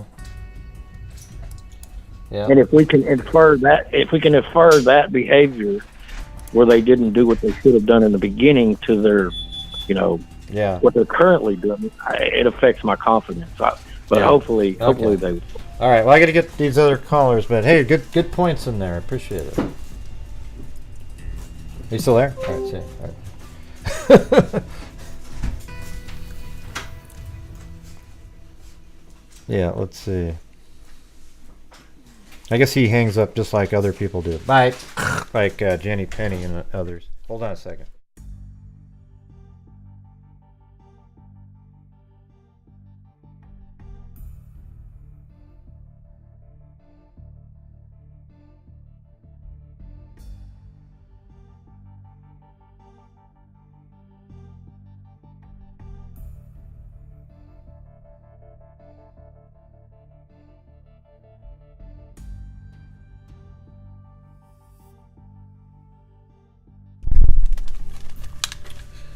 Okay. Yeah, thanks for the last caller. That was a good one. All good calls so far. But anyway, let me go through some more of this document.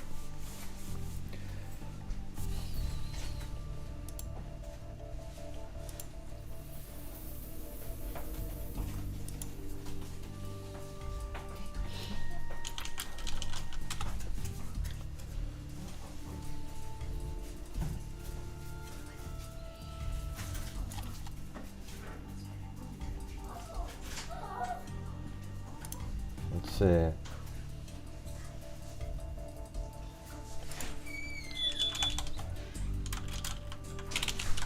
A second.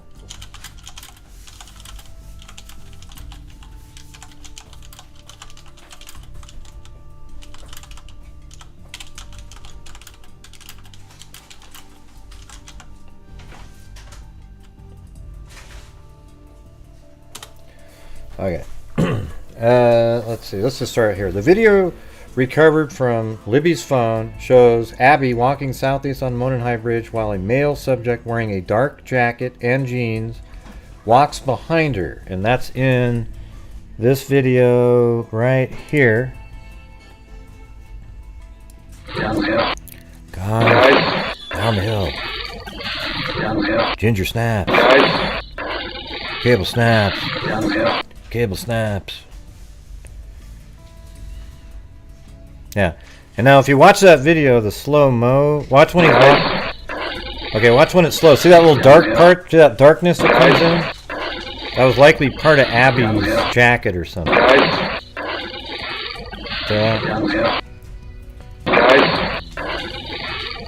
So right here, watch this right here, watch this. See this right here on the left here? No, you can't see it. Anyways. You can sort of see it pop in there. It's there for 3 frames and comes in and out, so it's not an artifact that somebody accidentally got in there. The video recovered. Let me get down here. As the male subject approaches Abby and Libby, one of the girls mentions, "Gun! Is that a gun? He's got a gun." Near the end of the video, a male is seen and heard telling the girls, guys, down the hill." The girls then begin to proceed down the hill, and the video ends. A still photograph taken from the video and the guys down the hill audio was subsequently released to the public, and it was let's see, well, that wasn't until 2 years later, but yes, I guess that's what that means, subsequently released. Victim 1, or Abby and Libby's deaths were ruled as homicides. Clothes were found in Deer Creek. So the tie-dye shirt and other clothing was found in the creek. Maybe even the women's undergarments that was mentioned on the scanner audio.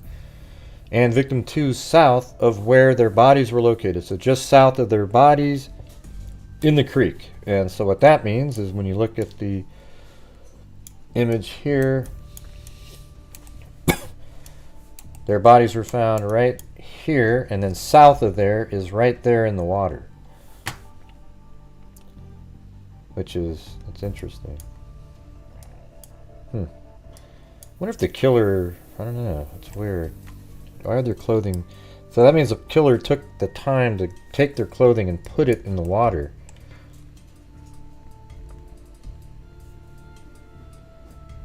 I wonder if they were killed right here then moved back. Like maybe they were killed closer to the water and then moved back here, but then why would you take their clothing off here and throw it in the water? Why not take it off while after you move? I don't know. Yeah, it's crazy.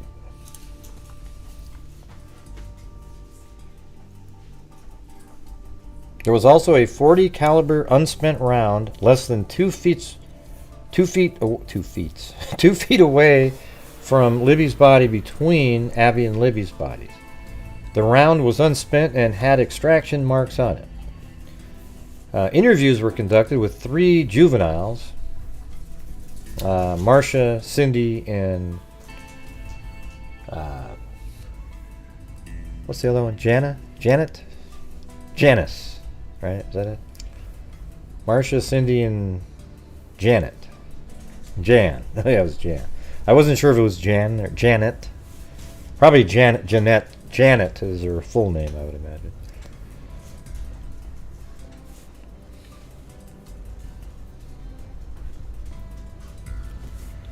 Interviews were conducted with 3 juveniles, and they were advised they were on the Monon High Bridge Trail on February 13th.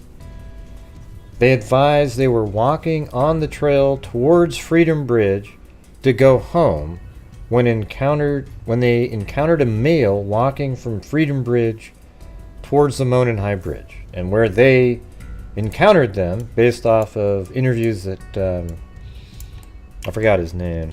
There's a guy that used to be on Facebook that interviewed them, that it was right here, it makes sense, just past, and Beth mentioned that the other day, right past the tree line right here. So right in this area is where they passed them. They advised they were on the Monon High Bridge Trail on February 13th. They advised they were walking on the trail towards Freedom Bridge to go home when they encountered a male walking from Freedom Bridge towards Monon High Bridge.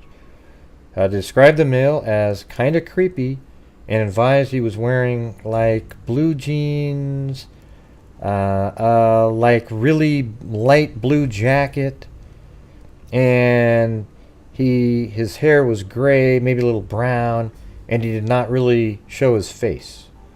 So right here it says really light blue jacket. Okay, but it's kind of a dark jacket.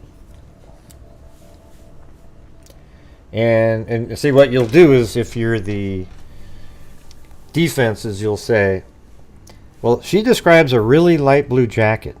Now, jury, when you look at the picture of the bridge guy, does his jacket look light blue to you? And he'll say, I think it looks like it's dark blue. If you ask me, it looks like a dark blue jacket. And then they're going to say, well, then the defense will come in and say, see, these are witnesses that weren't specifically looking for a jacket. But here's how it's going to work: is they saw it, and that's how they remembered seeing it. But the description overall matches what Sue saw. And then we're going to move forward here. Described the male as kind of creepy and advised he was wearing like blue jeans, a really light blue, really light blue jacket, right? Like that's describing like very light blue. Like they were specific about that. And his hair was gray, maybe a little brown, and that kind of matches. And did not really show his face. She advised the jacket was a duck canvas type jacket, but it was still blue. Advised she said hi to the male, but he just glared at them. She recalled him being in all. So this is who's this she here though? She advised the jacket was a duck canvas type. Oh no, this is another girl right here. So then, let's just say the first one was Jan. Cindy advised she said hi to the male, but just glared at them. But he just glared at them. She recalled him being in all black and had something covering his mouth. So in her mind, when you look at the... And so you got to picture, these are people that weren't thinking twice about the person. All black. It's not really all black, but let's say you're in the trail and you're sort of in the trees. His clothing would appear dark, maybe not his pants. Okay, but the jacket definitely is dark blue, and it seems more like a windbreaker, not sort of a canvas hunting type thing, right?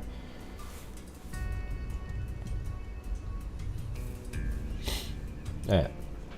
She described him as not very tall, and that matches him, with a bigger build, that matches, see, kind of bigger, sort of stocky, that's what he looks like, but he's small.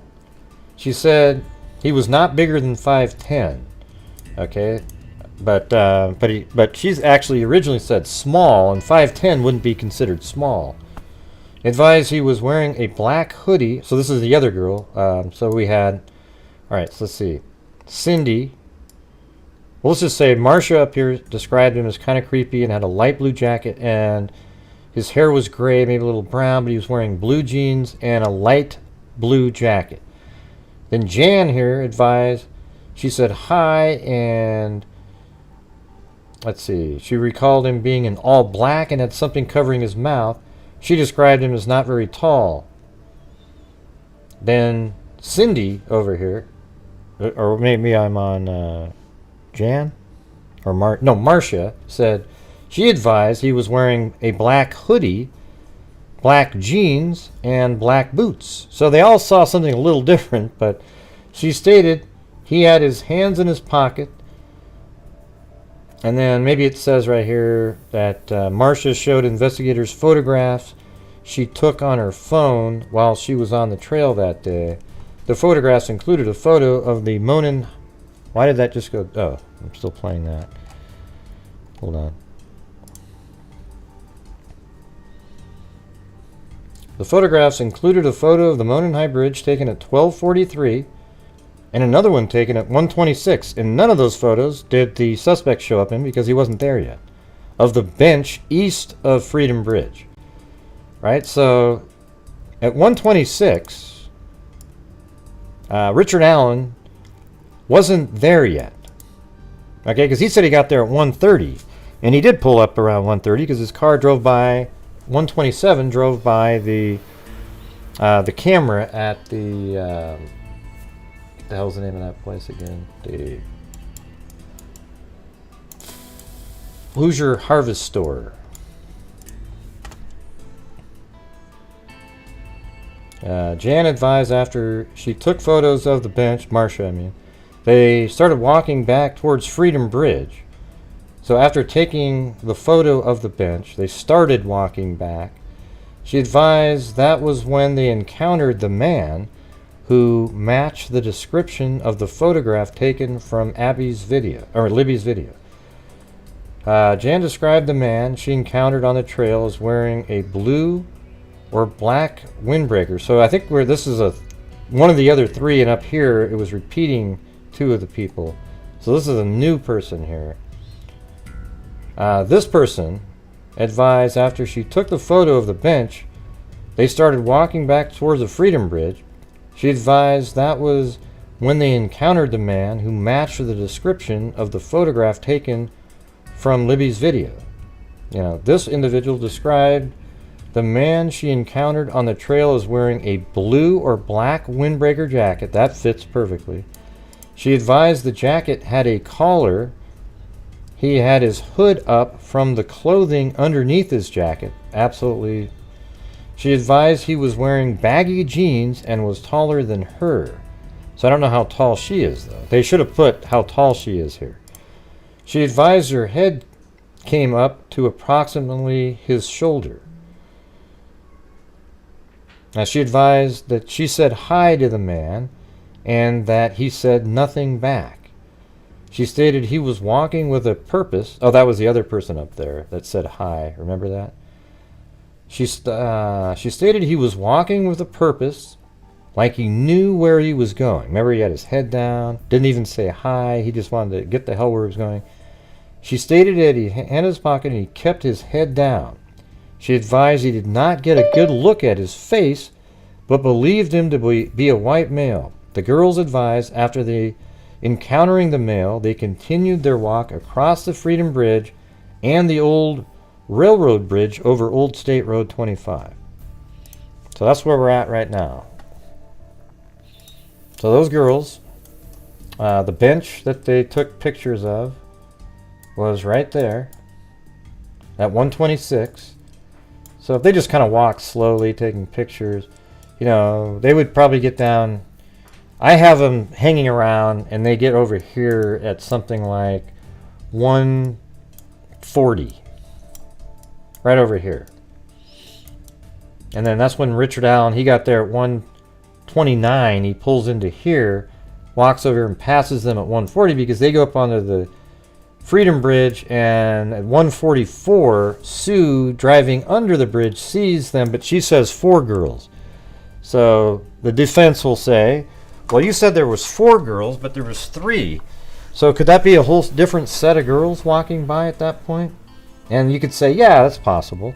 Because it really doesn't matter, because when she goes under the bridge, it doesn't matter that she saw those girls. Okay, what matters is that this individual who Richard Allen admits to meeting. So Richard Allen admits to passing these 3 girls here.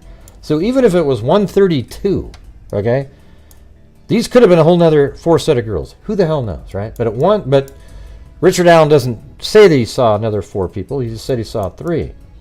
But let's say that was at 132, and the 4 girls that Sue saw wasn't the 3. It doesn't make any difference at all, because she drives around here. She goes under there at 144, thinks she sees the same, but she says 4. Comes around and drives by here at 146. Then 149 Kelsey drives by, but she'd already gotten out of her car. Sue did, right over here.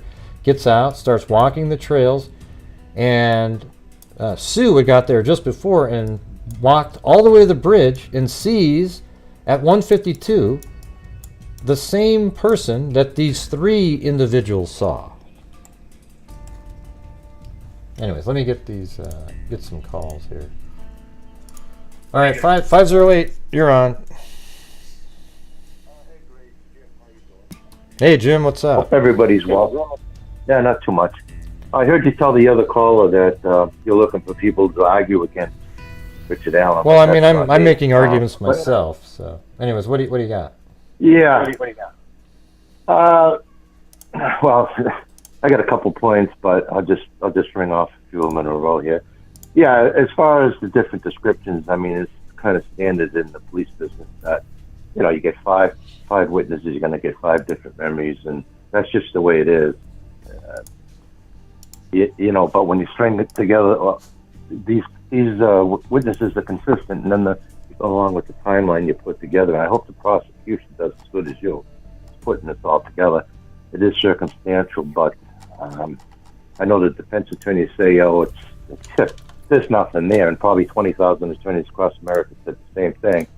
But they all come out of the courthouse crying when they're asked, "Well, what happened to your case?" "Well, I can't believe they convicted me."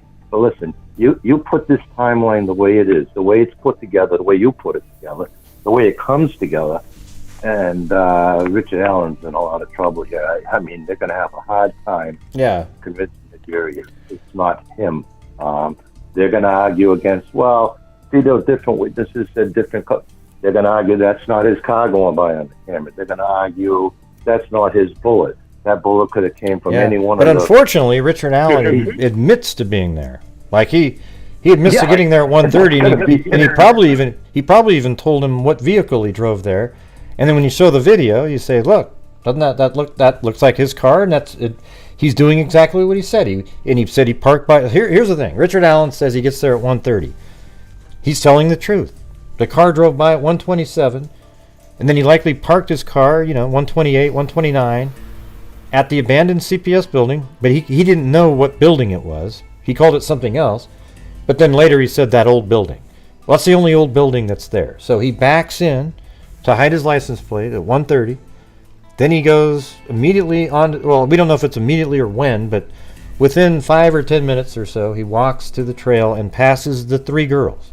Then he heads down the other direction, and then Sue sees the same guy on platform 1 on the bridge, probably around 1:55.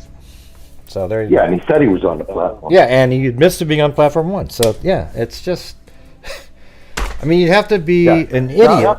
And then when Sue turns around, she walks back the other direction and passes Abby and Libby. That means that Abby and Libby are now heading towards a lone individual that was standing on platform 1 that matches Richard Allen's description to a T, that he admits to being there on the same platform. That was the jury's not going to buy the story. Of course, they might say, would my client say that he was on the bridge at the same time if he actually did it? Look, all they got to do is get one juror to disagree with the other 11, and they might have a hung jury or something. But if I was Richard Allen, I would just set my mind that I'm going to be in prison. Here's what they're going to say is, listen, we'll stipulate that in Libby's video, that is our client, Richard Allen. But he's not the one that said down the hill, okay? It's some other person. It's just, it's going to turn into a crazy situation. Yeah, they'll throw anything they can to see if it sticks as defense. Yeah, they'll look at the jury when they say it. So that is our client, and they'll say it in a question because they're so unsure. They'll say, so that is our client, but that he didn't say that, and then kind of look over at the jury and you see some going, yeah, and then they'll change tactics the next day because it'll sound stupid. Well, this is why the bullet is so very important as well. That's where they're going to try to argue that this could have been any one of the 50,000 SIGs that 40 cal SIGs that are out there, in the state or whatever. But Well, we don't know. I mean, if the ejector pin has a defect, then it could single that out. Yeah, but I think they're all made and they're all different. Like they're machined, but you know, it's not a perfect thing where they're all identical. That's the thing. Well, you're gonna get the defense if they're smart. They're gonna test fire or eject rounds out of 30, 36, 40 cals, you know, and to see, and if it's the same, you know, hey, good luck to them. They might convince the jury it might not have come from his weapon, but we don't know. It's a class characteristic. Yeah. Something Mike said above is what I was going to bring up later. What Mike brought up in the chat. Hold on. What Mike brought up a minute ago up there was about what I was going to bring up in this show was that, you know, law enforcement goes to the house and looks through his entire house, brings out bags and all this shit, and the only thing that we know of at this point was that Richard Allen owned a 6-hour 40 caliber. You don't think that they found a ton of other stuff in that house? Well, I have to believe there's more evidence because they always hold back more evidence. Yeah. And if they don't have any more evidence, I'd be kind of shocked. But we don't know. I mean, if they had a blood sample that was left on clothes after 5 years, well, thank God. But look, they could have had this guy in the first week and possibly found blood, before he discarded, his clothing that he used at the time. So it is kind of shameful that, it took 5 years to go back to the main suspect. That was evident at the beginning. But so who knows what evidence might be left over. But I got to believe there's evidence there. But I'd like to see what the argument of the bullet, because even though it could be, if test fire 20 SIGs and they're all different, it's going to shut the defense right down. Yeah. Yeah. One other thing I want to say: why wouldn't Ron Logan go back on his property when everyone else is searching around there for the missing girl? You know what I mean? It was like they said half the town was there spitting and peeing everywhere and making a mess of the area. Yeah. But they weren't really making a mess of the area where the girls were because they weren't found. And once somebody said there they are, and no one else, stay away, everybody. Yep. And all right, that bullet had to be there. They didn't spend, the time they're spending on Idaho, like they got the place still locked up. There was no need to. They probably, spent the 15 hours and then moved on. And that bullet had to be there. If they went back a month later, wouldn't even be an argument because somebody walked through afterwards. Right. So I'm with you 100%. You're doing a great job. Thank you. And that's all. That's all I got. All right, Jim. Thank you for doing what you do. All right, well, thanks for calling in. Later. Back to you, Jim. All right, see ya. No problem. Back to me. See ya. All right, you guys, we're hitting one of those modes in here of the... Yes, we're doing the call-ins, and that's when the super chats and everything just go... But pretend that it didn't matter, because the calls are actually pretty interesting, and they're pretty good calls tonight. But that's part of what we do on this channel is raise funds to help support the channel, and then during the month and at the end of the month I try to donate a shitload of money to various charities because I feel like it out of the income. All right, let me take this one. Well, actually I gotta do them in order. All right, who's this one? Says something about call-in user 2. Hello. Yeah. All right, cool. What do you got? A. I know that tonight's dedicated to the idea of trying to find the probable cause. I just thought with Richard Allen, one of the things that stands out to me with regards to the defense is that he kept everything. Like, that they're going to kind of lead into that. Like, how dumb could he have been to keep the gun, still have the car, even possibly have the clothes that he wore and did to do all this crime. I think that's something that that's far-fetched to me in terms of, like, being like, oh, this is going to get him out. It's like, well, he had 5 years to kind of wash and clean and get rid of everything up until that point, barring the idea that the gun matches. I don't know anything about guns like that, so I'm not going to try. You know what's funny? You know what's funny is about the how that letter the defense wrote the other day, and they talked about how this is, he was trying to be so helpful, and he came forward, and he was just. That's exactly what Richard Allen was hoping when he came forward. That's what he was hoping for. So they're almost repeating the reason that he came forward, because he was trying to get ahead of it to make it seem like he was being helpful, and their attorneys are saying exactly what he was trying to make it look like. And it doesn't really work to rational-minded people.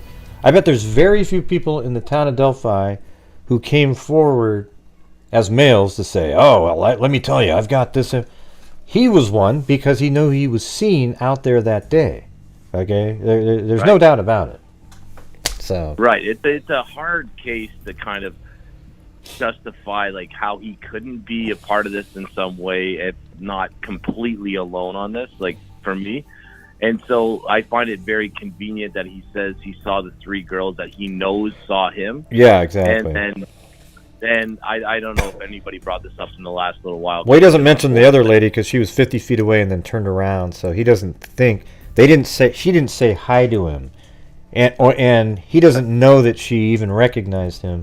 Where the other 3 literally said hi and know that they saw him and might even know who he was. Right. Mm-hmm. And on top of that, he doesn't say he saw Abby and Libby. So if you're saying that you're out on the bridge at this time, yet you don't see them, well, then where are you from 2 to 3:30? What are you doing? There are other people out there. Eventually come out there on that general scene in that window of time. Like, what are you doing? You're not checking your stocks or looking at. Well, if you are checking are looking for fish off the bridge, then you would have seen them. I think that's like his cover for being there early on, from like 1:30 when he gets there to the time that. Well, here's something that's crazy is like when he gets there, like he runs by the 3 girls at like 1:32. It would take about 10 minutes to walk from where he was. Well, at his pace, maybe not 8 minutes to walk from where he was to get to the front of the bridge. That would be 1:40. Okay. Right. And he said he was on platform 1, so that means the quickest he could have been on platform 1 was at 1:40. The Sue gets there, pulls up at 1:49, gets out, walks to the bridge, and there's this guy standing on platform 1 that's wearing the same clothing that the 3 girls saw. Okay. Then Abby and Libby come by, get out of their car at 1:49. And they get there. It was 1:46. Sue pulls up, gets out, walks towards the bridge. She gets there probably 1:55. Then Abby and Libby get there at 1:49. Get out of the car. They start walking at 1:50. And then when Sue turns around, they pass each other halfway. And that means Richard Allen is still standing. Is near platform 1-ish at this time. And that means when the girls pass Sue, they're on their collision course with Richard Allen. I mean, there is the timeline is too tight for him to get out of here. Right, and that's something that we're trying to find some sort of evidence to kind of maneuver him out of being there, and it's just hard pressed to even do it. Like, it's like he said he's there. I mean, that's evidence alone, but. One of the things too that I thought was just weird. I know that people are bringing up like Ron Logan, and I know that's going to be a big thing for all the the other podcasts or the other shows that are trying to get, it's like clickbait stuff. But it's like also, wouldn't you think that if these 2 guys were in collusion in any semblance of a way, that do you think that they would just let this guy, this Richard Allen, stumble out to 300 and walk home bloodied and covered in mud? Like, wouldn't they just go back Ron Logan's house, and like how dumb would he be to do? Yeah, this well, right why now? would? But also, yeah. So obvious. See, they think it's Ron. They actually think the bridge guy's Ron Logan. These idiots out there. This know. PI guy and everything. So let me ask you this: why would Ron Logan exit through the cemetery and then walk west on 300? His house is right over there to the right. What was he doing walking You that mean way? Richard Allen? No, because they think it's Ron Logan. See, these idiots out there think that the guy on the bridge is Ron Logan. So why would Ron? Yeah. Like, why would Ron Logan kill the girls, be all bloody and everything, and then go up to 300 and head west out? Does that make any sense to anybody? No. It's so painful to listen to this stuff that it's a lot of people these days. They just don't want the basic reality of things. They always want to be the first one to think outside boxes, and they want, you know what I mean? It's just this culture that I think we're living in, that no one believes in anything. Everything's a conspiracy, and there's so much talk on the internet that it's so hard. You can find whatever you're looking for. If you want to find somebody that thought that aliens did it, you can find it on the internet. Like, this is what's happening, but I'm so happy to be a part of this group that keeps it real. And I don't know, man. It's just I'm glad that I was able to kind of put a couple points on, but I don't know how this guy, this Richard Allen, No, you make a good point. going to weasel out of this one. I mean, Yeah. he's putting himself there. And, The bullet like, to me is sort of well, it's nice, you know. It's a cool, nice piece of circumstantial evidence. But to me, even without it, the guy that's on the platform when Sue gets there is Richard Allen, and he almost can't get out of it. That is Richard Allen. He admits to be on platform 1. Therefore, Libby and Abby had to have passed him on their way in, unless he went through the woods. Exactly. But he was looking at fish, right? So that means he was still on the bridge. But he's not. But he's also not in the photograph that Abby took. That means he probably made it look. He passed them and was heading. I mean, the one that Libby took with Abby on the bridge. It made it look like that he left, and then he stood back there, and then he came back at them once they were far enough onto the bridge.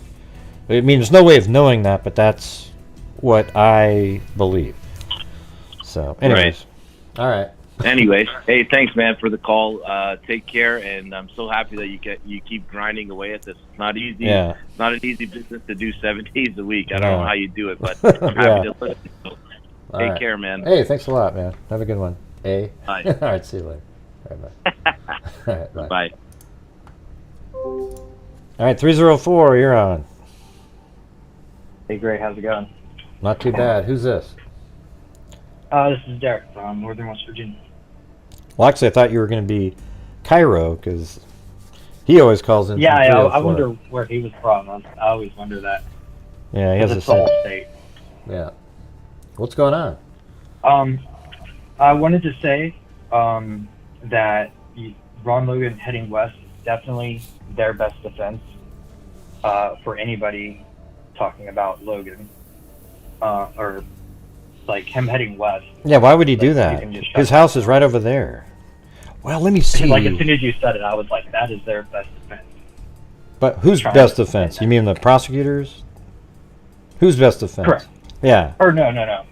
Well, yeah, just using him as a scapegoat. Yeah, like if the defense tries to use Ron Logan, you would say, well, then why would Ron Logan, bloody and muddy, head west instead to his house? That's what Agreeing the with you. prosecution would say back to eliminate him as the Denny suspect. Right. All right. What about cell phone pings back then? Let's say he did have his phone. Their defense, Mhm. the only thing he would have would be possible data showing him away from that scene at all.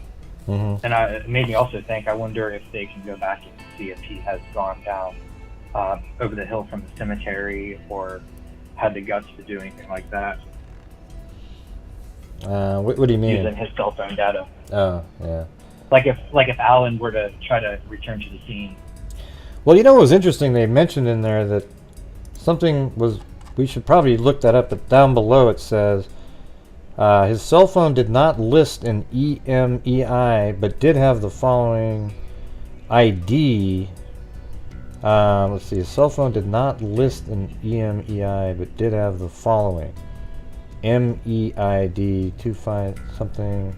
I don't know what that means. That you know. He purposely took something off of his phone or something. I don't know. I come from an IT background, but yeah, never cared to get into that. Mm-hmm. But yeah, that would be interesting to see if he'd be stupid enough to take his phone back. You know, let alone go back, let alone take his phone or go across the bridge. Mm-hmm. I was. You were talking about the girl. Was the girl that was the girl that said blue, light and blue, also the one that said black? No, there was 3 different girls, and they all said something different. One of them said he had a light windbreaker on. So now there's 3 guys, because one there's. See, now the people, there's 3 guys, not just Ron. Ooh, it's not just Richard Allen, it's 3 guys. Yeah, because one of them said he had a light blue jacket on with jeans. The other one said he was wearing all black, and the other girl said he had a black or dark blue jacket with jeans. That one actually had the best observational skills in remembering. But they'll say, well, how do you know? Maybe it was actually the guy with all black. But then just minutes later, Sue also sees an individual with a dark blue jacket with jeans, and he was standing on platform 1, the same platform that Richard Allen says he was standing on.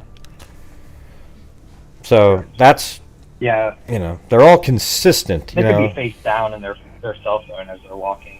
I mean, they're all consistent, right? Jeans, a windbreaker on. The other one said all dark black, but like there is a darkness. It's not all black, okay? But that might just be what her mind saw. But there wasn't 2 people. It was the same group of 3 who remember seeing one person. They all just had a slightly different description. But then another one corroborated one of them. So then, and a third corroborated in the car. The bloody and muddy person had the same clothing on too. So. Yeah. Now, if you said before their defense would be, he didn't do it. There's somebody at the end of the bridge. The girls would have filmed somebody weird at the end of the bridge. Mm-hmm. And then, and it doesn't matter. Okay, so how many guys are rumored to be there, or that we know? Just him. There's only one person. Okay, that's why I had this whole rant that would lead to that. Like, everything else is irrelevant. He's the only guy there. Yeah. And that's from the witnesses themselves. In that time frame, in between 1:30 and 3:30, he's the only guy at all that matches that description that's in that area. And then after that, people started. There was other people that showed up but never saw that person again. They started showing up around 3. I guess you would say between like 1:30 and 3, there wasn't anybody that looked. That we don't. I don't know. I don't know what the flannel. Like, there's a flannel shirt guy that was there. Derek got there at 3:14, but he weighs like 300 or 400 pounds. People used to say, "Oh, it's Derek on the bridge." I mean, just idiots. I mean, unbelievable. Wow. So what was the follow-up about an arguing couple? Oh, they're just people arguing. They were just there. They didn't see anybody either. Maybe it was the girl. See, those are part of the people. There was Cheyenne, the arguing couple they've talked to. They talked to Derek. They talked to the flannel shirt guy. None of those people saw the bridge guy. As a matter of fact, the only people that saw the bridge guy, Richard Allen, after he crossed the bridge, is the driver that saw a bloody and muddy individual, because he walked out a different way. That's why Derek and he might have walked past the parking area. So that's what's interesting is that Richard Allen says, I saw a car parked at the parking area, but how did you see that, Richard? Because you're on that trail. How did you end up seeing? Because when you're on that trail, you can't really see everything that's parked at the parking area. Although the trees are open, you might be able to see some cars. But he seemed like you would have. You'd almost have to be on 300. You'd be on 300. So to see, really be able to say, oh yeah, there was cars there. He wouldn't be looking. Why would he be looking? I don't know. There's something odd about that to me. I mean, it's definitely, you can see through the woods and shit that time of year, so maybe. But. Yeah, and with the witnesses there, there's no way they could say, like, if there was somebody else there, which I steer away from, they would have had to have been there for quite a while, because of people walking back and forth. Mm-hmm. Yeah. But that was like my biggest point is when it really comes down to it, he was the only male there. Yep.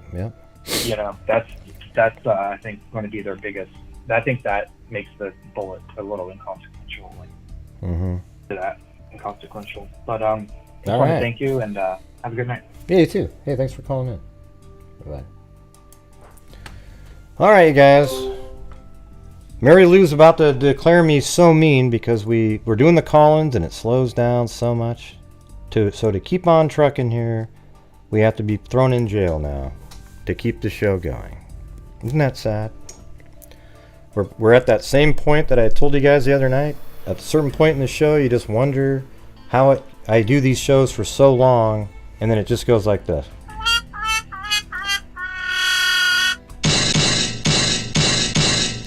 Yeah.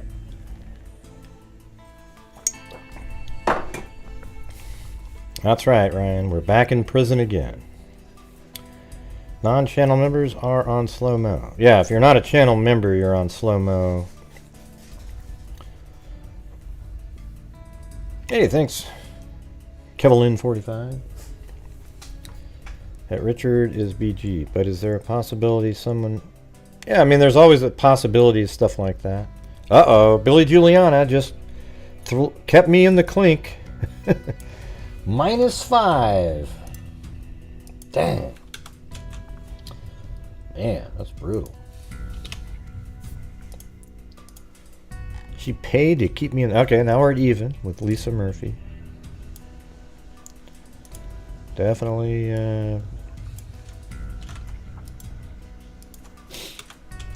How about nobody's gonna get me soap on a rope?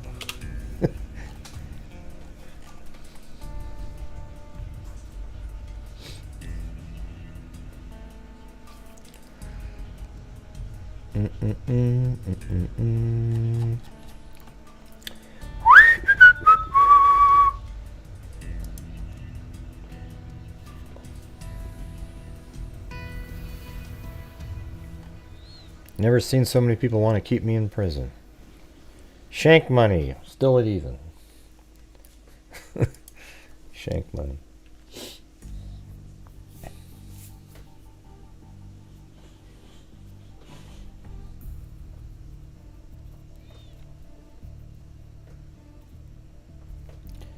Too scared to go to cops.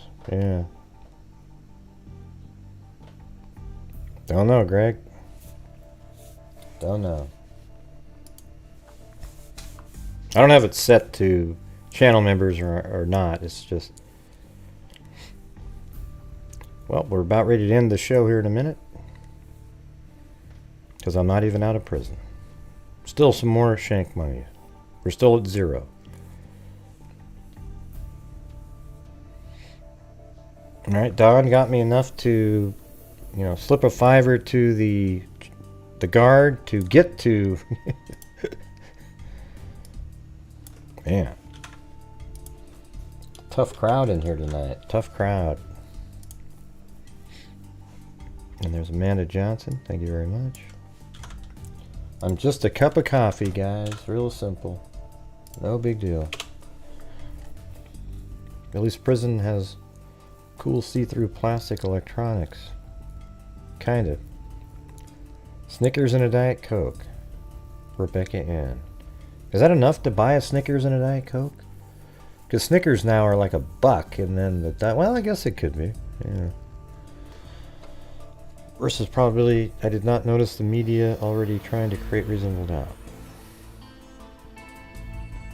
Well, see, the media, what we're doing right now is we're just looking at what's available now to try to see if, what does it mean?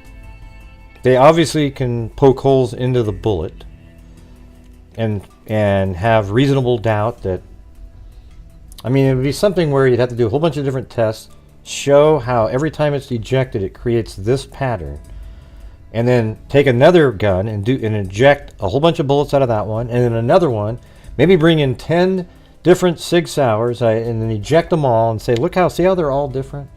But this one keeps ejecting, it looks the same every single time. Then you might be able to go have a jury go, you know what?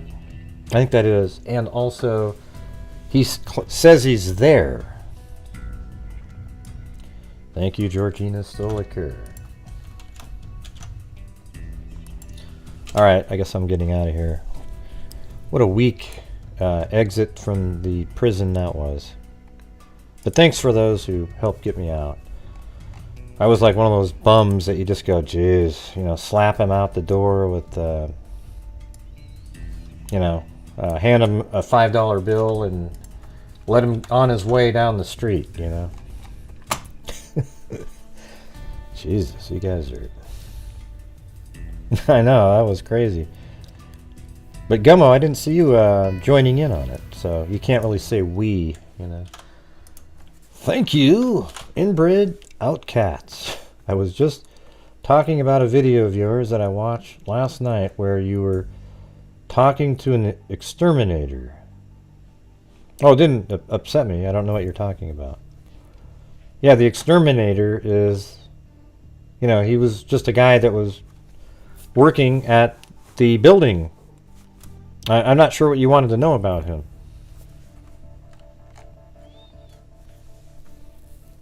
Yeah. Not sure what that even means. I don't remember that. That was like 2 hours ago. Okay, I'm going to read some more of this. Investigators spoke with... Advised the Trails 13 video from the... Okay, investigators spoke with Sue, who advised she was on the trails February 13, 2017. Video from the Hoosier Harvest Store captured Sue's vehicle traveling eastbound at 1:46 p.m. towards the entrance. So every time they say captured, it was on this camera right here. And literally within 20 seconds you're parked here. So she probably would have got here at, let's just say 1:47. Maybe a minute, let's see, gets out of her vehicle at 1:48. Then it takes 6 minutes to walk down here. So maybe around if she got out of her car right away at 1:46, it takes about 6 minutes. So that's why I have right here at 1:52. She makes it down here, and she goes 50 feet. That red line right there is 50 feet from Richard Allen, who's standing on platform 1, or an individual who looks just like him. And at this point, just turns around. And he doesn't think she really even saw him, nor would recognize him, because they didn't interact with each other. So constantly says he didn't see her. Then she turns around and walks this direction. And about 3 minutes later, it'd be like 1:55, halfway back. Abby and Libby, who had just gotten out of a car at 1:49, right here, they start walking, but they're walking a little slower. They're taking pictures, having fun. They're not on a mission to exercise. They're just walking. And so about 1:55, they pass right here, each other. And that means Abby and Libby are then heading toward this direction, and Sue isn't there anymore. She's over here. She's probably about right there when they're at the bridge. So where did Richard Allen go at this point? Did he head off into the woods over here, or was he still standing there? And once the girls... I don't think the girls would have passed him on the bridge if he was still standing there. So he might have seen them coming and then walked by them. And they're like, ooh, that guy's creepy. But he just kept walking, and then he stood way back here where from this angle you can get a straight line sight of that bridge. And as they kept going on the bridge, he sort of kept following a little closer. And then at one point he sees them halfway across maybe, and that's when he makes his move. And they see him, and they start moving a little bit quicker. And then at 2:13, I mean, just think about that for a second. So right here, he's seen here at 1:52. The girls start filming at 2:13, a guy wearing exactly the same clothing as the guy that was standing on platform 1, and what Richard Allen admits to wearing in 2022 interview. Don't you find that interesting? Vehicle traveling eastbound at 146 towards the entrance across from the Mears farm. So that's Sue. Sue advised she saw 4 juvenile females walking on the bridge over Old State Road 25 as she was driving underneath on her way to park. Now that's the defense is going to say, well, she saw 4 girls, so it wasn't the same 3 though, right? Sue advised there were no other cars parked across from the Mears farm when she parked. So when she got there was nobody there. And guess what? When Kelsey showed up there, she saw a vehicle there, and that is Sue's vehicle. Isn't that interesting? Advised there were no other cars parked across from the Mears farm when she parked. She advised she walked to the Monon High Bridge and observed a male matching the one from Libby's video. She described the male she saw as a white male wearing blue jeans and a blue jacket. She advised he was standing on the first platform of the Monon High Bridge, approximately 50 feet from her. She advised she then turned around at the bridge and continued her walk. She advised approximately halfway between the bridge and the parking area across from the Mears farm, she passed 2 girls walking towards the Monon High Bridge. That must be the most creepiest feeling ever for somebody. She advised she believed the girls were victim 1 and victim 2, and it absolutely makes sense because they were dropped off at 149 and they headed to the bridge. So that is indisputable. That was them. And we know, here's what we also know too. Watch this. So this is like 152 right here, right? They pass here at 155. So guess what? It would take oh man, this is crazy. So from here, it would probably take another 3 or 4 minutes for them. So that puts them here at 158. Then probably at like 205, just 6 minutes later, they take the first photograph of the full length of the bridge. And then at 207, this photograph, which is just minutes. I mean, they get right here at 158. 9 minutes later, they're taking photographs. 7 or 8 minutes on the bridge itself. Okay? So that is them. Sue did pass Abby and Libby. There's no doubt about it whatsoever. 0. I mean, there's no reasonable doubt that they didn't see, that Sue did not see Abby and Libby. Does that make any sense to you guys?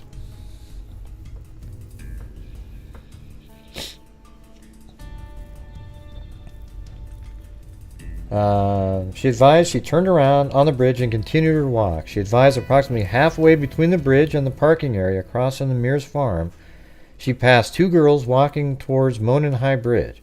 She advised she believed the girls were Abby and Libby. Video from the Hoosier Harvest Store shows at 1:49 p.m.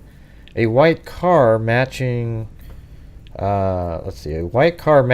Kelsey's vehicle traveling away from the entrance across from the Mears farm.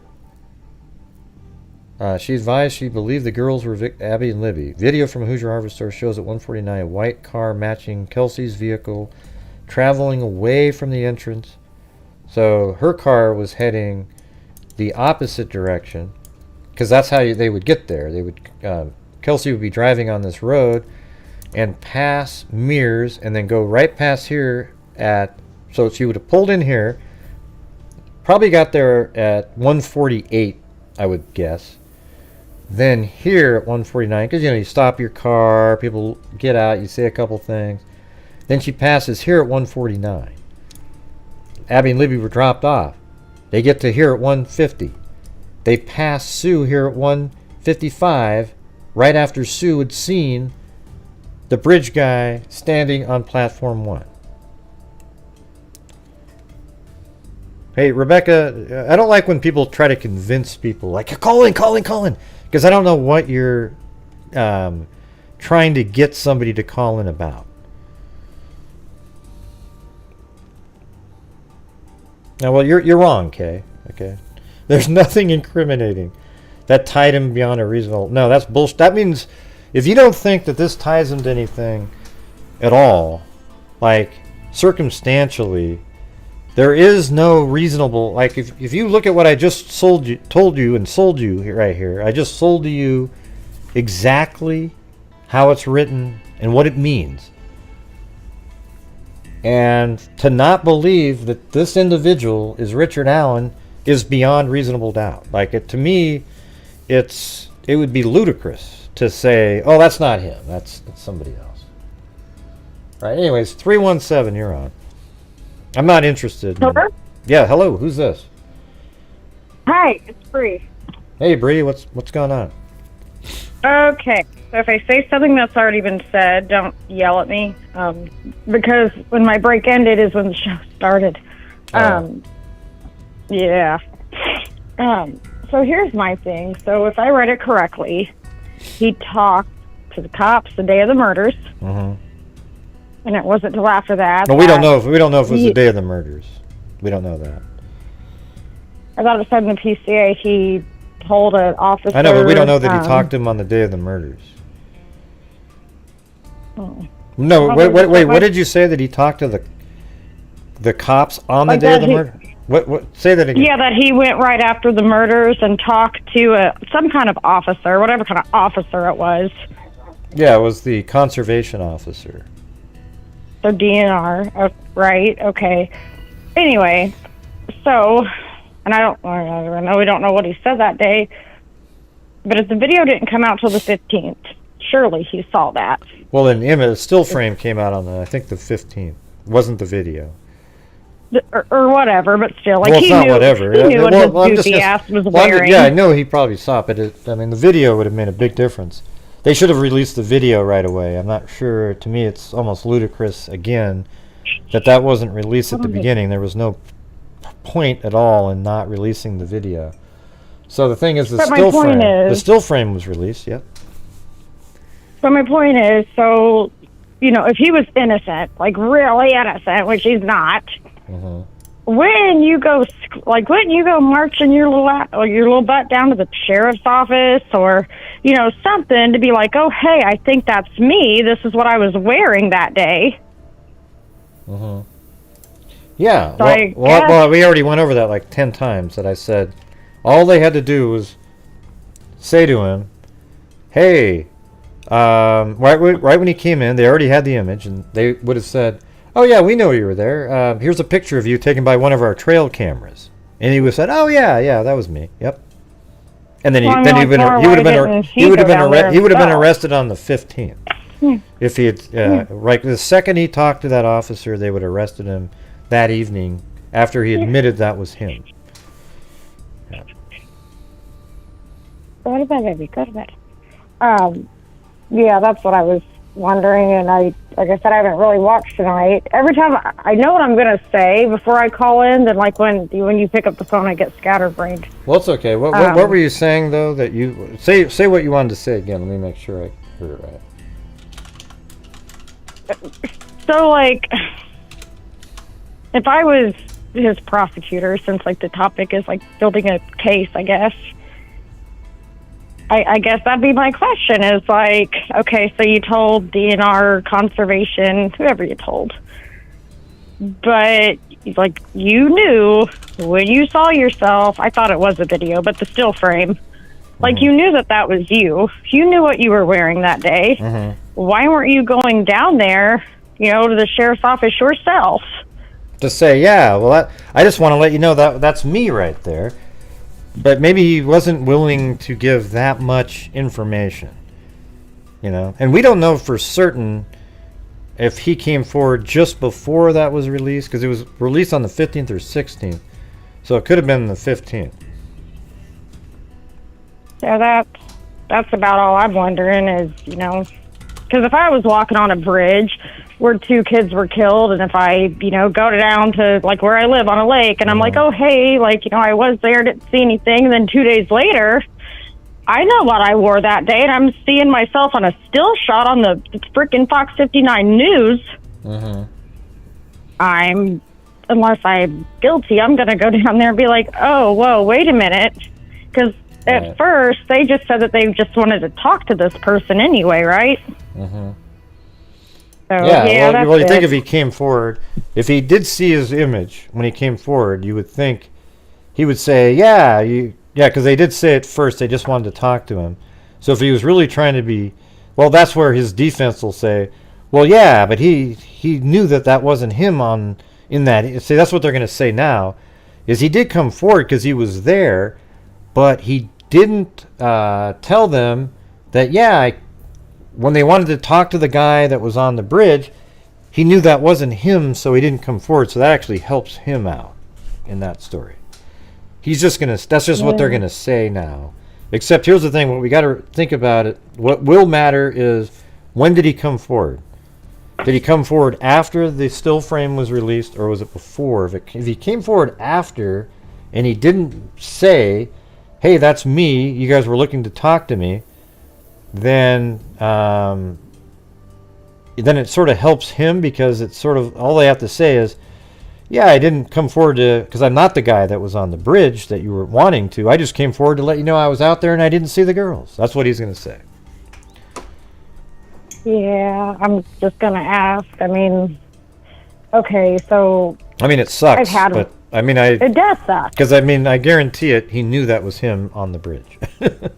You know? So. And so I'm just going to ask, because, I watch bits and pieces sometimes, and then sometimes I just can't. So I really don't know what's been said all the time.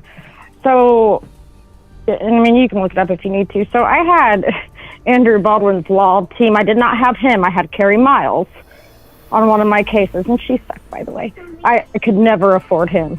But I've heard him in the next courtroom, like when I've been in court, because usually they'll use, like, in Johnson County, they use Franklin Courtroom 3. All he does is yell. And he's intimidating, and he's said to be one of the best lawyers in Indiana. I've never had him. And I don't know much about the other guy anyway. What do you think, as of now? Of what? Do you think like the odds are higher or less? Well, here's the thing: is I think it's higher because, here's the thing: when you specifically analyze if this is all they have, you can see where there's some holes in it. However, I don't think this is anywhere near all they have. So for me, it's like it already feels sort of strong. Like, wow, look at the information they got. But it's going to turn out where they've got other information. This isn't all they're going to have. It'd be ludicrous to take somebody. It's ludicrous to take somebody for a murder trial if this is all you had, because it's still a lot. Like, it places you at the scene, all this kind of stuff. But this is such a huge case that you're going to need to have a backup plan. Your big guns that are going to come out later, and I actually think that it's very possible and almost likely that Keegan Kline is the reason they went and started looking through the old files, because they might have even gotten a name, Richard Allen, from Keegan Kline at some point. Okay, it's Richard Allen. Then they went, shit, and they know that they've talked to everybody in Delphi. Then they go through all of their reports, looking through them all, and there's the one from Richard Allen. And when they looked at it, they went, holy shit, he even told us he was there at 1:30 to 3:30. And they knew that was going to look bad. And so, it's just, that's what I think. And I think there's a whole bunch of other information that we're not aware of. And I guarantee it, this is what I think. It's not Keegan Kline, and it's not Ron Logan that they're talking about when McClellan says we think somebody else was involved in the murders. Because they were trying to make sure that the person wasn't aware of it. Well, Keegan Kline would be completely aware of it, because that's all they've been talking to him about for years, and Ron Logan's dead. So those two people aren't the person they're looking for, it's another person. Is that Keegan Kline's dad or some other person connected with the network? Don't know. Yeah, there you go.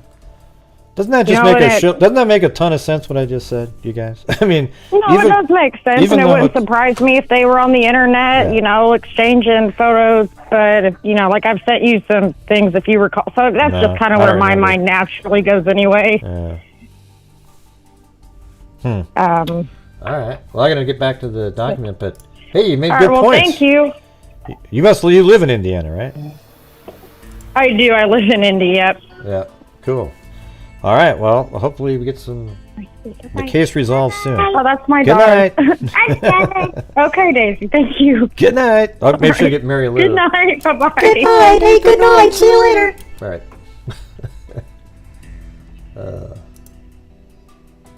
Wow, I almost muted myself. I'm sure some of you would love that.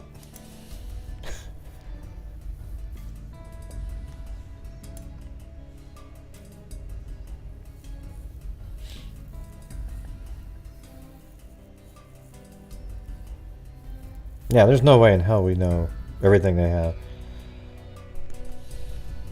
Alright, so let me keep going on here. I'll keep the phone line on, but I'm gonna be done here after we get through this. She advised he was standing on the first platform of the Monenhigh Bridge approximately 50 feet from her. She advised she turned around at the bridge and continued her walk. She advised approximately halfway between the bridge and the parking area across from the Mears farm, she passed two girls walking towards the Monenhigh Bridge. She advised she believed the girls were Abby and Libby.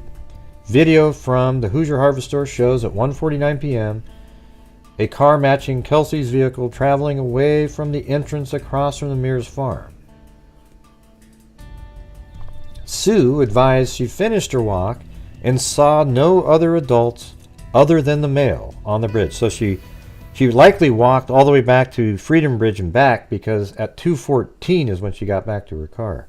So Sue advised she finished her walk and saw no other adults other than the male on the bridge. Her vehicle is seen on Hoosier Harvest Store video at 2:14 leaving westbound, the same direction that Kelsey was going at 1:49, or 1:49. Her vehicle is seen on Hoosier Harvest Store at 2:14 p.m. leaving westbound from the trails. Sue advised that when she was leaving, she noted a vehicle parked in an odd manner at the old Child Protective Service building. This girl here should work for like some agency somewhere, because she was just absolutely observant for no reason. You know, like she remembered this stuff. Advised when she was leaving, she noted a vehicle was parked in an odd manner at the old Child Protective Service building. She said it was not odd for vehicles to be parked there, but she noticed it was odd because of the manner it was parked back in near the building. Investigators received a tip from another person driving their car, in which he stated he was on his way to Delphi on State Road 25 around 2:10 on February 13, 2017. He observed a purple... Oh, weird. So he was on 25 right here. Let's see what that looks like. So he was driving right here. And... Oh, crap. You're going to do it? Is it not going to kick over? Let me close this down and open it back up again. Not sure what... Every once in a while, Google Earth gets like this. I wonder if I clear... Is there a way to... cache? How about like clear disk cache? There we go. What's that going to do?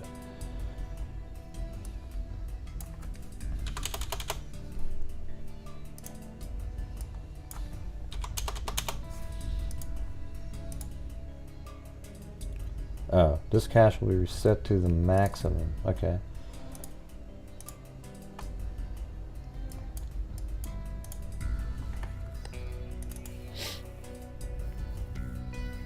Why not, Rebecca? You don't know what I'm talking about.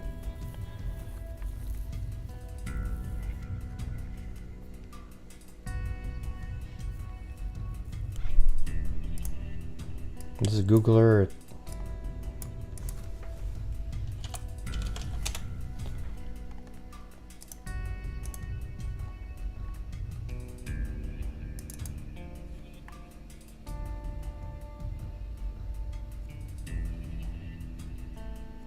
So that's pretty interesting that car was on 25.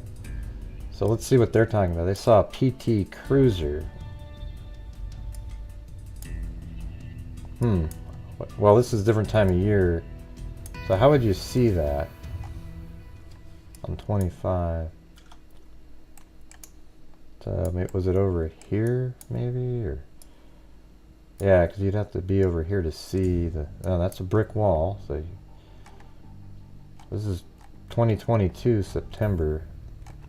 The difference is the overgrowth is going to be way higher than...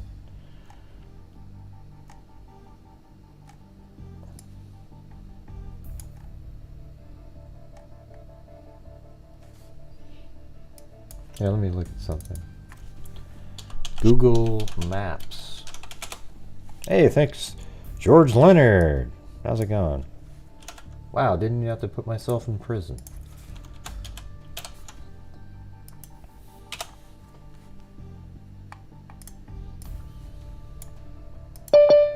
Ah, crap. I thought I got rid of it.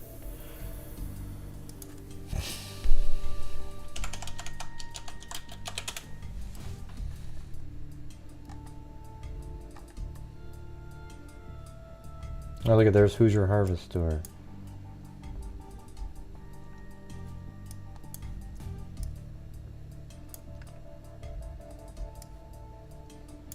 Okay, what do we got here? Ooh, we got 2018. Looks like they're bulldozing. Oh, there it was. You could easily see that, yes. I mean, look at right here. That's where it is. That's right here, actually. So 2018, let me go to 2015. There it is. Oh, boom, chakalaka. Look at that. So here's the vehicle. This is 2015, but it was built the same. But you could easily be driving by and see a car backed in when the, you know, in the winter months where the trees aren't high. Look how sweet that is, huh? So there it is. There is the abandoned CPS building from 2015 in July. Can I get a boom? And so apparently it was parked over here, back face in. All right.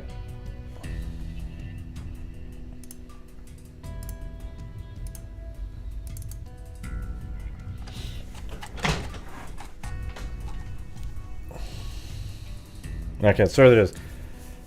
At 2:10 on February 13th, he observed a purple PT Cruiser or small SUV type vehicle parked. And guess what? That does sort of look like the type of vehicle that Richard Allen drove. It's got a weird front on it. Okay, let me get this call here, and then I'm going to hang these things up. All right, 779, you're on. Okay, see you later. Gotta go. Oh, who's this? Oh. Yep. On with him backing in, that's obvious, right? Yeah. So, so who do you think let him be on the witness list? What witness list? Huh? What are you talking about? So what he actually. What do you mean? Who let him be on the witness list? What does that mean? All the investigators, all of the resource, all of a sudden, this Allen, Richard Allen, was a witness. He was on the investigation as a witness. This is what drives me crazy.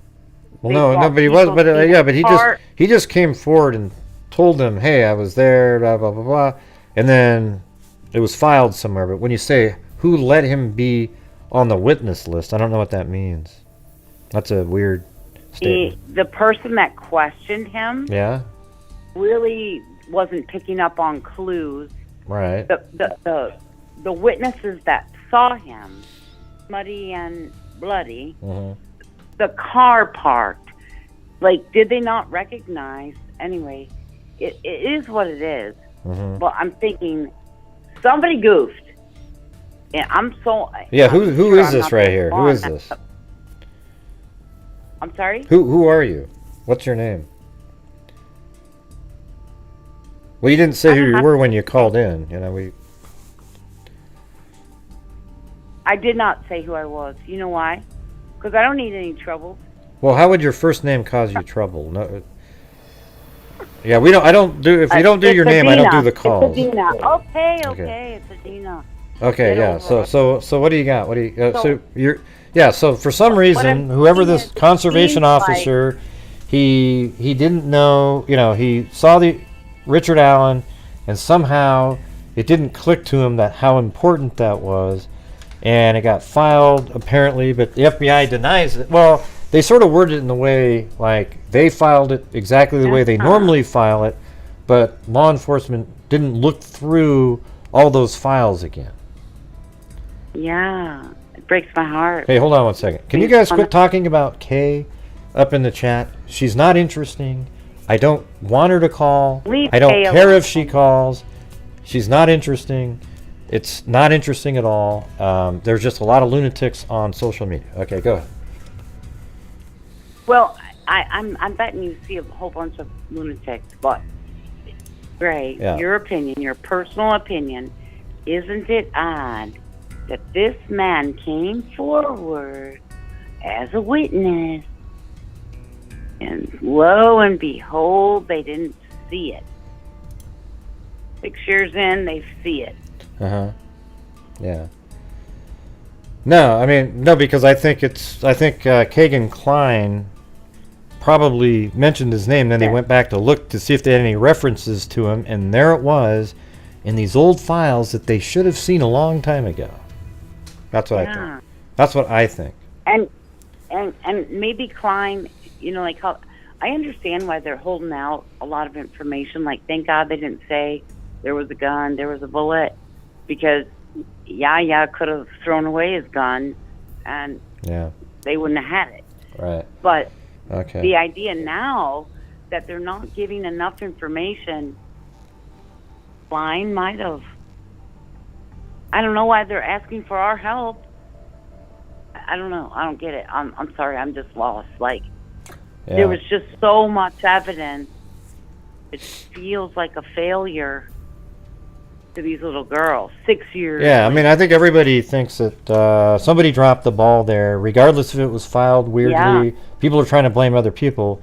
But, I mean, here's what I will say. Law enforcement worked their asses off on this case.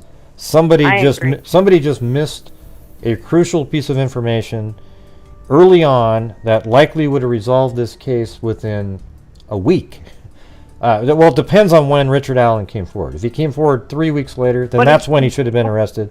Whenever he came forward, he should have been arrested. And that's why I think that people in law enforcement, more people should get to know more information, even if they think it's... Why is there people... I don't want to take any more calls, everybody. I'm not sure what's going on. I want to get through this document. But anyways, I don't think that... Yeah, I mean, I just think they should have made an arrest back, a long time ago. I'm not sure what's going on here. I said I wasn't taking any more calls. I think we're on the same page, and I agree with you. Get through the document. You're doing a great job. Yeah. All I know is it's really, just feeling like a family member. Mm-hmm. Yeah. It just breaks your heart that, fucking A. Sorry for the French. It's okay. All right. Well, I got to get this other call. But hey, thanks. God bless you. Have a good night. See you later. Bye. Bye. Okay, there's no more calls. I got to get out of here. Jesus. Thanks for calling in. And if anybody mentions K again, I'm gonna time you out. Okay, I'm sick of it. What was so interesting about it? Just quit talking. It's ridiculous. It's just the same people that hang out on these other channels that think that there is something important and interesting. It's Richard. It's Ron Logan. It's Ron Logan. It's Ron Logan. They keep talking now. Now this image right here. By the way, everybody. They must watch my show because I said.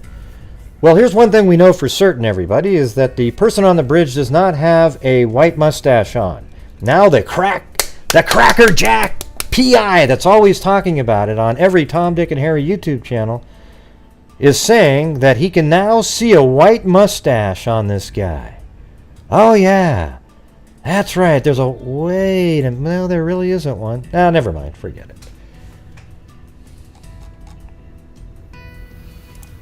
Embarrassing is what it is.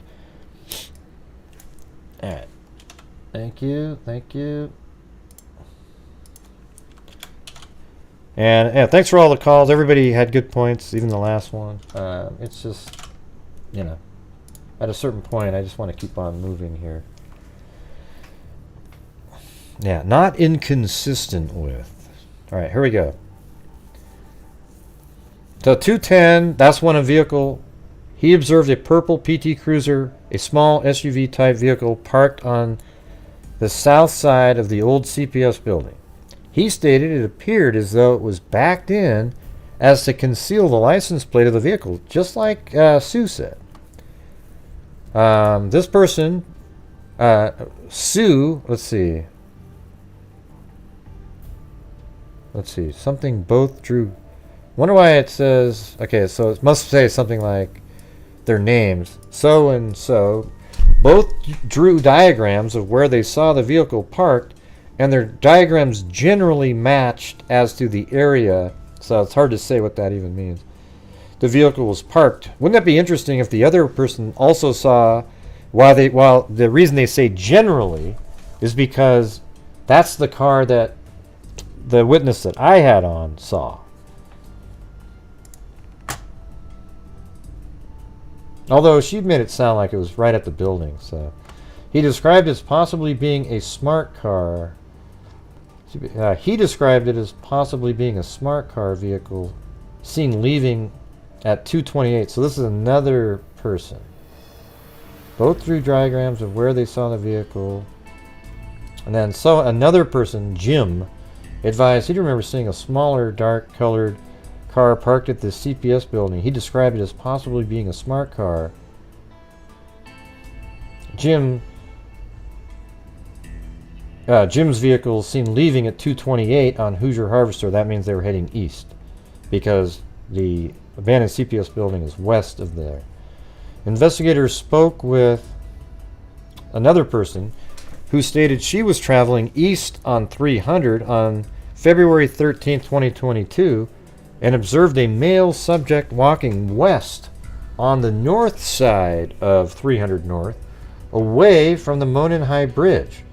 But I thought that was Ron Logan. What's he doing walking away from his house? That's just weird. Advised that the male subject was wearing a blue-colored jacket and blue jeans and was muddy and bloody. She further stated that it appeared he had gotten into a fight. Investigators were able to determine from watching the video from the Hoosier Harvest Store that she was traveling on CR 300 North at approximately 3:57 p.m. Through interviews, electronic data, photographs, and video from the Hoosier Harvester, investigators determined that there were other people on the trail that day after 2:13. And see, that would include people like Cheyenne and, Derek, the flannel shirt guy, the arguing couple, and, and Cheyenne's friends. Those people were interviewed, and none of those individuals encountered the male subject referenced above. So that means, see, look how this works. Richard Allen says he's there from 1:30 to 3:30. And he's standing right here at 1:52. And after that point, after she saw him and the same individual being filmed at 2:13 here, not another soul saw that person. And the reason is because he goes down the hill, walks over here, spends an hour over there, comes up here, and then is spotted at 3:57 walking this way. And likely, I wonder if Cheyenne being on that bridge with the wind blowing towards where they were created a situation where he maybe hurried things along and got the hell out of there. But, I mean, an hour and a half, that's a long time. Because most people actually don't go there to cross the bridge.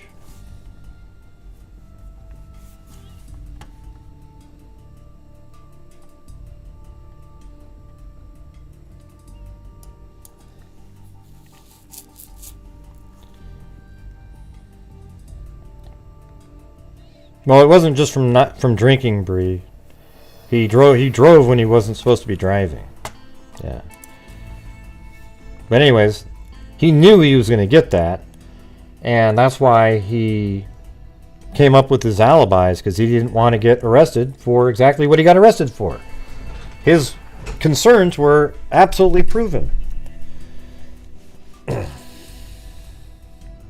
So none of the individuals witnessed Abby and Libby either. So nobody ever saw the guy, and nobody saw Abby and Libby when they got there, because they were together. The bridge guy and Abby and Libby were together, and that's why not one other person saw them after that, except until 3:57. Then here is the Richard Allen narrative. He stated, so there's been reporting apparently out there that Richard Allen said he had that clothing on in 2017, but he doesn't say that. Mr. Allen was on the trail between 1:30 and 3:30. He parked at the old Farm Bureau building and walked to the new Freedom Bridge. While at the Freedom Bridge, he saw 3 females, and he's noting that to people because he knows he was spotted there. He noted one was taller and had brown or black hair. He did not remember description, nor did he speak with them. He walked from the Freedom Bridge to the High Bridge. He did not see anybody, although he stated he was watching a stock ticker on his phone. Well, I thought he was watching fish. He probably forgot that part of the story. On his phone as he walked. He stated there were vehicles parked at the High Bridge trailhead, however did not pay attention to them. But why were you even looking over there? I mean, it's weird because you're walking down that trail, and it's kind of, aren't you just walking down the trail? You're going to be looking over to your left down another little way. I don't know. I guess people could do that. Yeah, I'm just not interested in what you're talking about. Okay, so I apologize for that, but I'm just not interested. Okay, I'm trying to do something else. He stated there were vehicles parked at the High Bridge trailhead, however did not pay attention to them. He did not take any photos or videos. What I am interested, I mean, if you're... Yeah, I never said any of that either. Yeah. What I said is that everybody's talking to you like you're just so interesting. Yeah, I don't know if it's because you're an enigma or something, because you think... And also, nobody's saying right here that it's a great case. Like it's a winning case with the information that's on the probable cause document. Nobody's saying that. It seems very strong circumstantially, but they're going to need more. So I think there's obviously other information that they have out there. Anyways, this is what he said. Mr. Allen was on the trail between 1:30 and 3:30. He parked at the old Farm Bureau building and walked to the Freedom Bridge. While at the Freedom Bridge, he saw 3 females. He noted one was taller and had brown or black hair. He did not remember description, nor did he speak with them. He walked from the Freedom Bridge to the High Bridge. He did not see anybody, although he stated he was watching a stock ticker on his phone as he walked. He stated there were vehicles parked at the High Bridge trailhead, however did not pay attention to them. He did not take any photos or videos. His cell phone did not list an IMEI.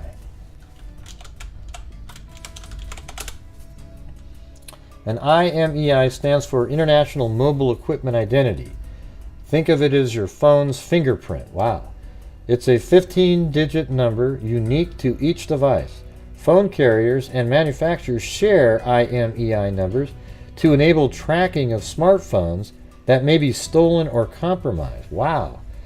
Jesus. So this guy had it. IMEI removal. Let's see. That's crazy. So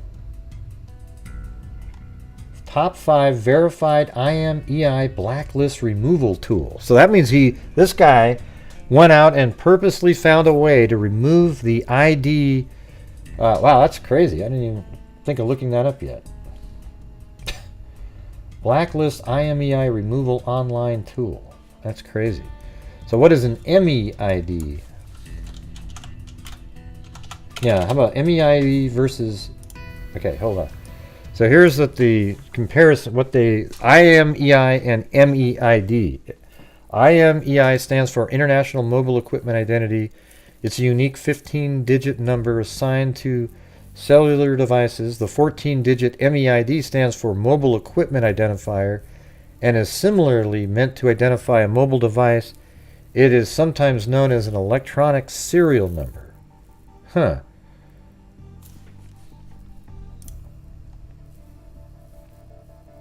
Globally unique 56-digit identifier number for a physical piece of... So, can a phone be identified without IMEI? Can a stolen phone be tracked to if it's on but without a SIM in it? Can I find my phone without... Okay. Depends on what number you have. If we talk about the device number, which is more popularly known as IMEI or ESN number, it won't work. However, if a SIM card number, you can call the device and locate it.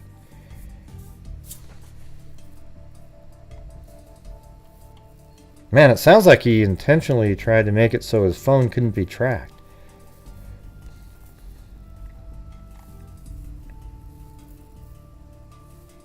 Find your lost Android phone without knowing your IMEI number. How do the police can access? Okay. Can a phone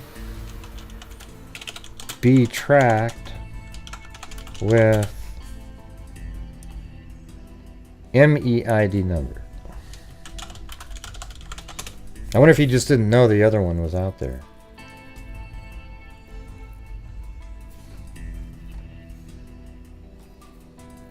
The IMEI or MEID together with the serial number won't help directly track the device.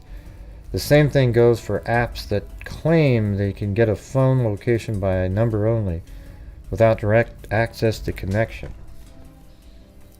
Can I track a stolen phone with MEID? The MEID and MEID together?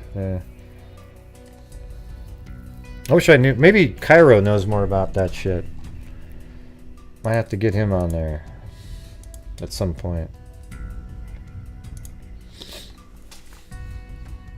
Investigators believe Mr. Allen was referring to the former Child Protective Service building and not the Farm Bureau building, because there isn't a Farm Bureau building.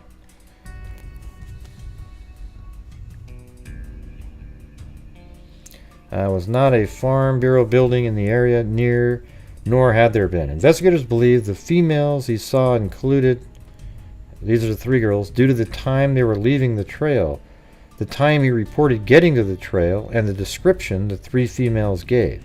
Investigators discovered Richard Allen owned 2 vehicles in 2017, a 2016 black Ford Focus and a 2006 gray Ford 500. Investigators observed a vehicle that resembled Allen's 2016 Ford Focus on the Hoosier Harvester video at 1:27 p.m. traveling westbound on CR 300. So at 1:27, Richard Allen is driving right by this camera here, heading right over here, and likely parking right there. On the Hoosier Harvester video at 1:27 traveling westbound Harvester, which coincided with his statement that he arrived at 1:30 at the trails and parked at an old building. Okay, so it's like that is his car. Investigators note witnesses describe the vehicle parked at the former Child Protective Services building as a PT Cruiser, small SUV, or smart car.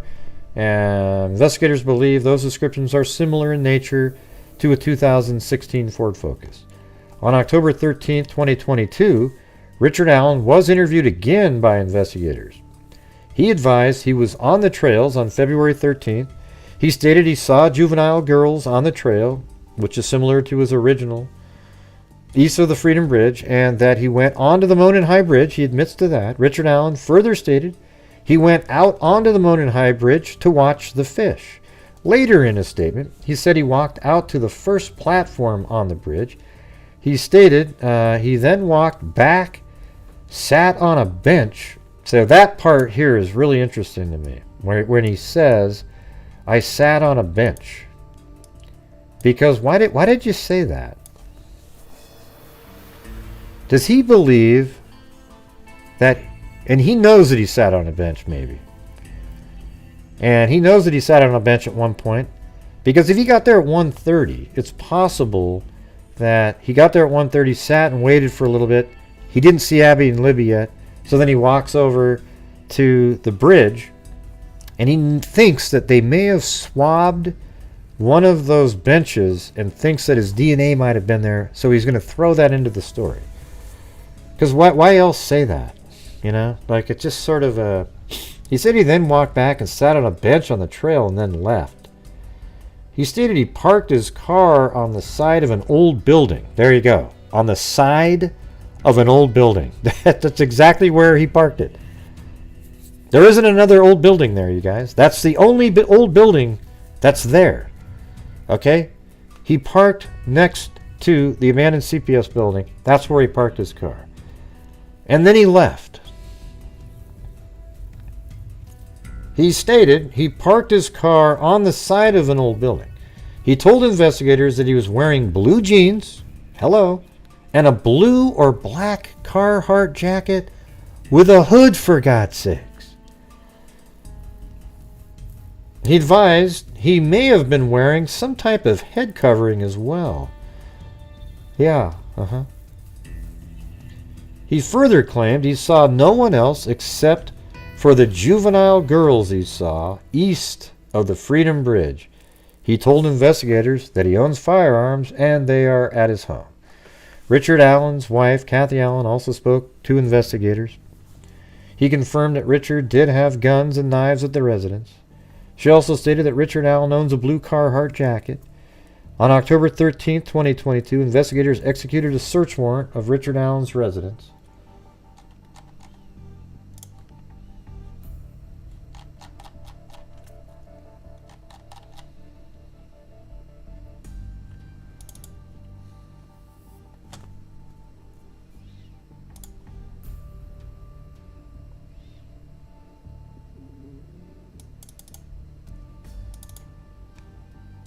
Yeah, I'm just looking at something here. Where is that picture?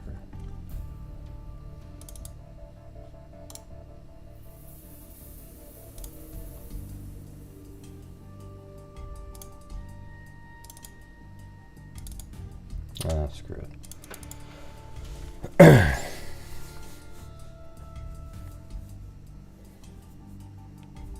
Didn't have guns. So Richard Allen's wife said he had guns and knives at the residence, which isn't uncommon. She also stated that Richard still owns a blue Carhartt jacket, so he didn't get rid of it. And it might have been that he thought he could clean it all off really quick, nobody would notice, and therefore his wife wouldn't be suspicious because, hey, where's your blue Carhartt jacket? Where are your jeans, Richard? And where are those things? She also stated that Richard still owns a blue Carhartt jacket. On October 13, 2022, investigators executed a search warrant of Richard Allen's residence at 1960 North Whiteman Drive, Delphi. Among other items, they found a lot of items there. Officers located jackets, boots, knives, and firearms, including a Sig Sauer Model P22 640 caliber pistol with serial number U625-627. Between October 14, 2022 and October 19, 2022, the Indiana State Police Laboratory performed an analysis on Allen's Sig Sauer Model P226. The laboratory performed a physical examination and classification of the firearm function test barrel and overall length measurements, test firing ammunition, component characterizations, microscopic comparison, and NIBID. The laboratory determined, and by the way, what are we doing? How are we doing on likes here, by the way? This will be my first attempt. Jesus.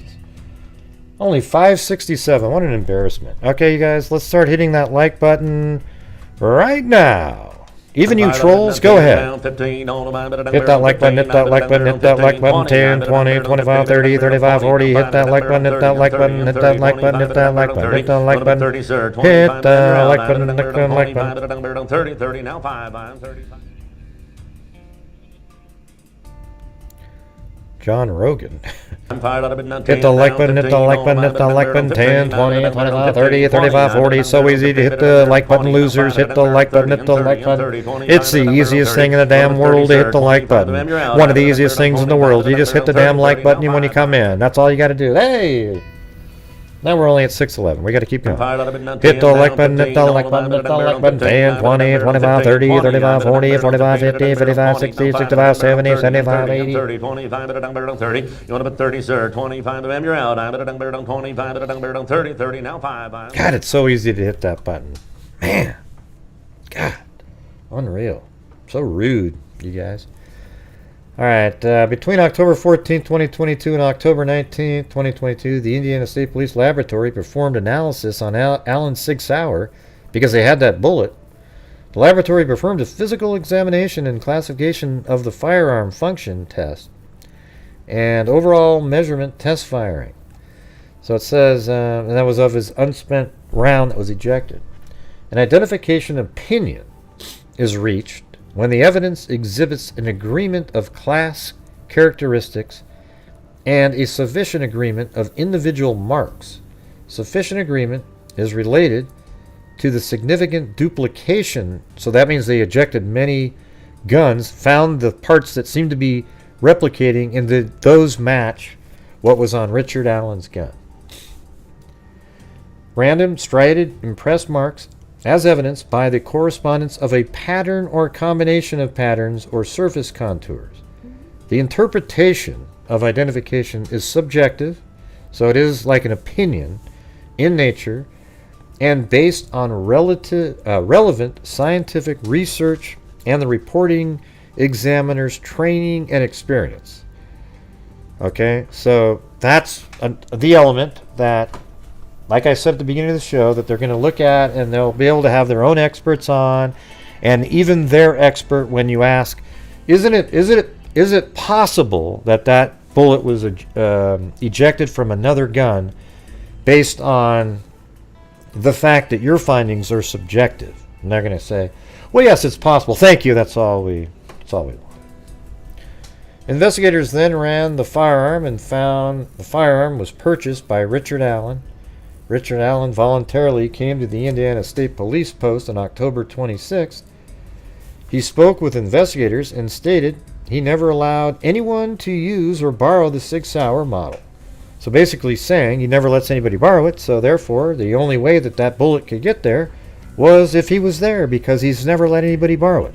Well, Gray, somebody broke into his house, put a bullet into his gun and ejected it, then took it out. Wouldn't be surprised if that was Ron Logan, because the heat was on, and he knew this guy named Richard Allen who hikes out there all the time, and he broke into Richard Allen's home and went into his house and put a bullet into the Sig Sauer model P226, ejected it, brought it out to the crime scene, knowing that Richard Allen... Yeah, give me a break. He spoke with investigators and stated that he never allowed anyone to use or borrow it. He again admitted that he was on the trail, but denied knowing Abby and Libby and denied any involvement in their murders. Carroll County Sheriff Department Detective so-and-so has been part of the investigation since he started in 2017. He has had an opportunity to review and examine. I wonder if there was something after. Well, I don't know. Has been part of the investigation since it started in 2017. He has had an opportunity to review and examine evidence gathered in the investigation. Oh, God. Okay, can you are you trying to, draw attention? I just need you to, if you're going to be here, I'm trying really hard not to block you. It's just, you're not here to just participate in trying to discuss the case. You're trying to draw attention to yourself.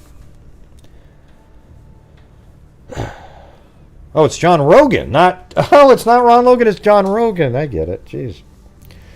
Carroll County Sheriff Department Detective has been part of the investigation since it started in 2017. He has had an opportunity to review and examine evidence gathered in the investigation. Detective so-and-so, along with investigators, believe the evidence gathered shows that Richard Allen is the male subject on the video from Libby's phone who forced the victims down the hill. Further, that the victims were forced down the hill by Richard Allen and led to the location where they were murdered. Okay, so they're saying that he abducted them, took them to a place, and then they were murdered, and that brings in the felony murder rule. It doesn't necessarily mean that they don't need to get into. So here's the thing: they were murdered. It was a homicide, and they were murdered. Richard Allen abducted them, and they were subsequently murdered via his abduction, and that already puts him into the felony murder, Section 2 category. Okay, now is there somebody else that was involved in the murders too? So I think that is kind of, I think they did meet the standard of Section 2 here, if you think about it, because they're saying that they were murdered. He abducted them and they believe that he led them to the spot where they were murdered. Therefore, he fits into the felony murder Section 2 portion. Does that make sense to you guys? Even though they don't have to even say that he's the one that pulled out a knife and killed them, because they died in the commission of one of those other felonies. That makes sense, I think. Through the statements and photographs of the juvenile females and the statements of different individuals were at the southeast edge of the trail, those three girls at 1243 East Freedom Bridge at 126, and walked across the former railroad overpass, State Road 25, after 126 and before 146. Right. So that's the thing, is they're saying that's the time frame that's missing. So they either hung around for a while. Either way, they walked the entirety of the trail and observed only one person after walking the entire trail. So there isn't another look-alike guy that was walking around. And they saw an adult male. Then this is Sue's vehicle seen on the Hoosier Harvest Store video at 146 and leaving at 214. And she stated she only saw one adult male and described, one adult male, vehicle seen on Hoover, 148. One adult male, and then there's two other people who described the male in similar manners, wearing similar clothing. Those are those three girls. Leading investigators believe all four, so the three girls and Sue, all saw the same male individual. And that the reason is because the one all in black, the one in the dark top and blue jeans, and the one in the light top and blue jeans is all the same person. Their memories just describe them a little differently, but one of theirs matches completely Sue's description. Investigators believe the male observed by the three girls is the same male depicted in the video from Libby's phone due to the description of the male by the four females matching the male in the video. Furthermore, I wouldn't say that that's true, though, that all four of their descriptions match. Two of them are consistent with, and then two of them are identical in two different groups. So Sue is a group, and the three girls are a group. Two of those girls do not have completely matching, but you could say consistent with.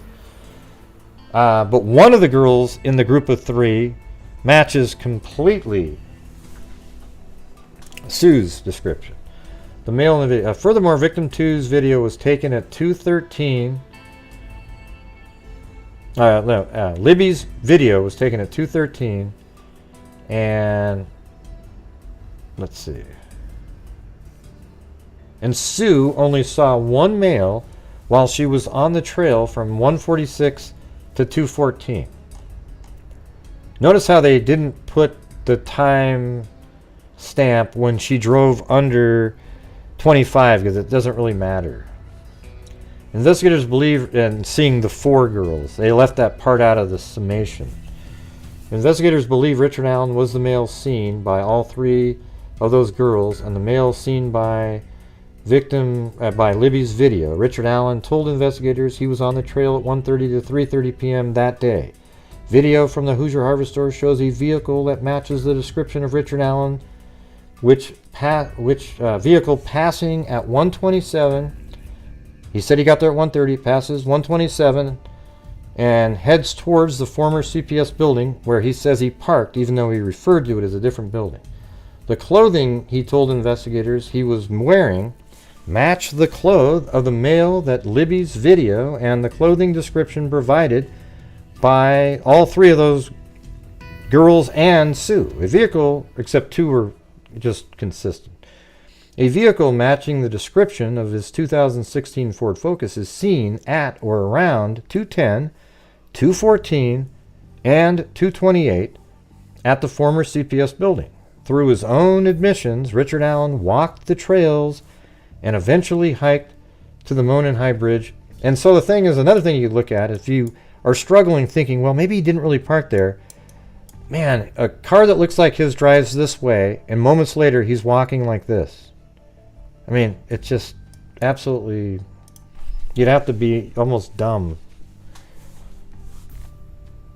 Let's see. A vehicle matching the description of his 2016 Ford Focus is seen at or around 2:10 p.m., 2:14 p.m., 2:28. Through his own admission, Richard Allen walked the trails and eventually hiked to the Monon High Bridge and walked out onto the Monon High Bridge. A male subject matching Richard Allen's description was not seen on the trail after 2:13. Investigators, and that's just only because of the video. Investigators identified other individuals on the trails between 2:30 and 4:11. None of those individuals saw a male subject matching the description of Richard Allen on the trail. Furthermore, Richard Allen stated that he only saw 3 girls on the trail, who investigators believe to be, and then mentions those same 3. Investigators believe Richard Allen was not seen on the trail after 2:13 because he was in the woods with Abby and Libby. An unspent .40 caliber round between the bodies of Abby and Libby was forensically determined to have been cycled through Richard Allen's Sig Sauer Model P226. The Sig Sauer Model P226 was found at Richard Allen's residence, and he admitted to owning it. Investigators were able to determine that he had owned it since 2001. Richard Allen stated he had not been on the property where the unspent round was found, that he did not know the property owner, and that he had no explanation as to why a round cycled through his firearm would be at that location. Furthermore, he stated he never allowed anyone to use or borrow the Sig Sauer Model P226. Investigators believe that after the victims were murdered, Richard Allen returned to his vehicle by walking down CR 300 North. Investigators believe he was seen by an individual walking back to his vehicle on CR 300 with clothes that were muddy and bloody.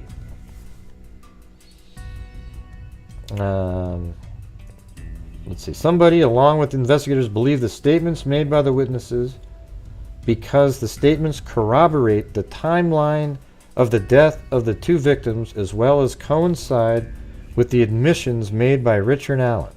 Further, the accounts relayed by Sue and the 3 girls are similar in nature, and timestamps on photographs taken by one of the 3 girls correspond to the times the juvenile females said they were on the trail and saw the male individual. And that's where it ends, and then just goes, you know, further. Although, see, that's a summation, so it does feel like it's ending there. So, I don't know.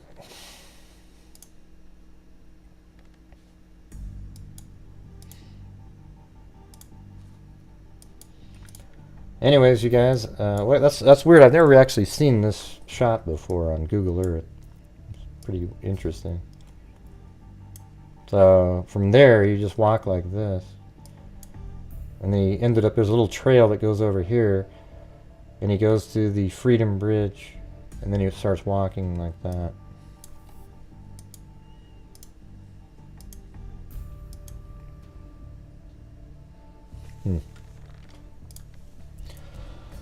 Anyways, that's going to do it.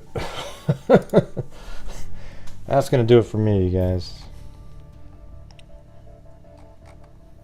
Man, tough crowd, tough crowd.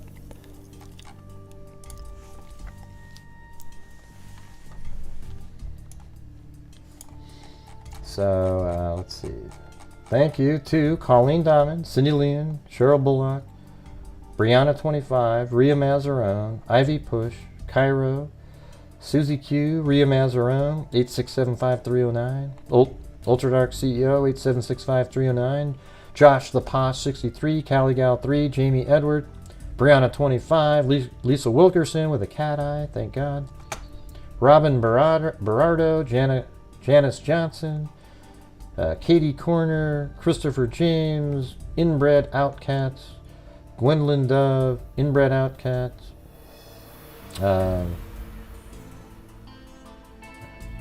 it's wrong, huh? No, it's not. Lindsay, Not Your Average Chick, Kapoki No, Georgina Stoliker, Mary Anderson, MLG Eggplant, Christy Lynn Snow, Colleen Dahman, Moofies, Linnea, Sarita, CR, Mama 457 Rose, Wendy Johnson, Monica, Cat Eye, thank you, Bree Rice, Karen Andrews, Jessica Schubach, Mama 457 Rose, Donna D, Georgina Stoliker, Laura Stewart, new member, Billy Juliana, Lisa Murphy, 8675309, Gummo, Don, Amanda Johnson, Rebecca, Georgina Stoliker, Amber Maiden, Inbred Outcast, Pat, new member, Don, new member, George Leonard, Georgina Stoliker, Marty McFly, K-Dog, thank you. And then earlier we had, let's see, Patricia Carl, Brianna 25, and Jim Baird, all on PayPal. Thank you very much.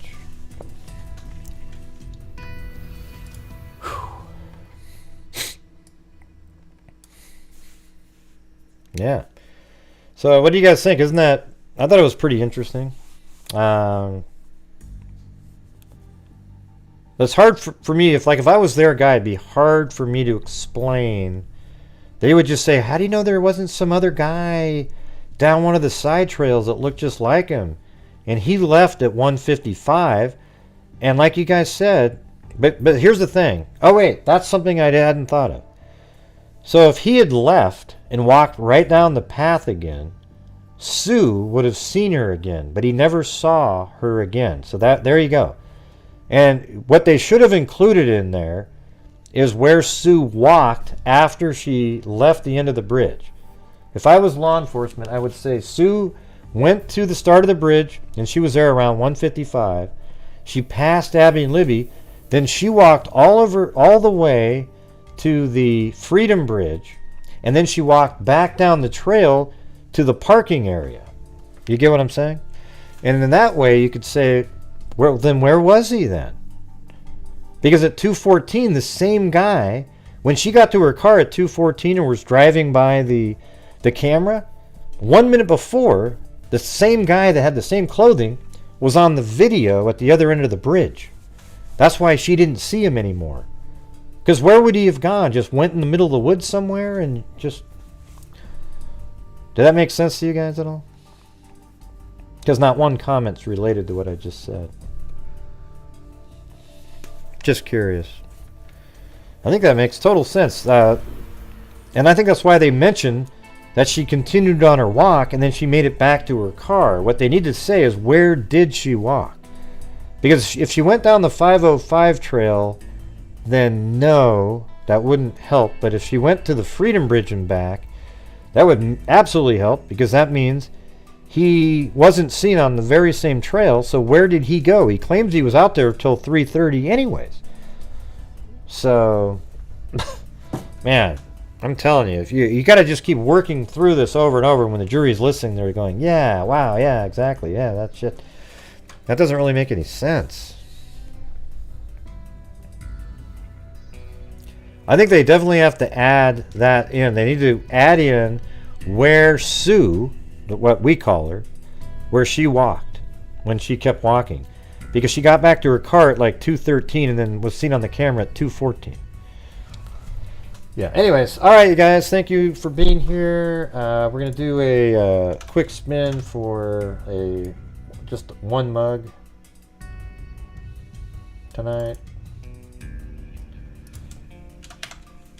We'll just make it a wow, just wow mug, all right? That's all we get to do tonight.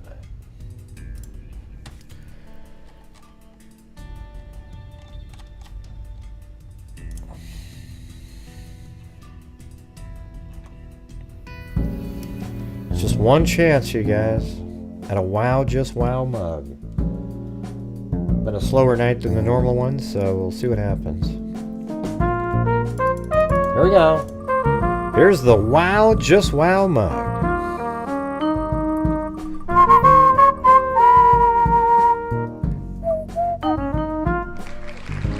Cindy Leon. There you go, Cindy Leon. She's pretty lucky.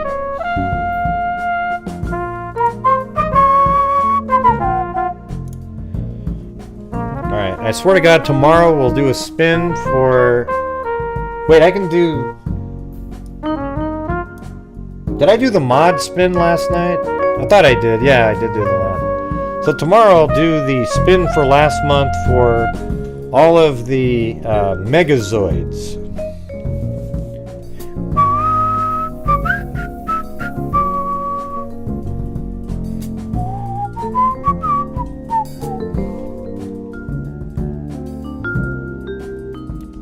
What are you talking about, Shogun? Doesn't make any sense.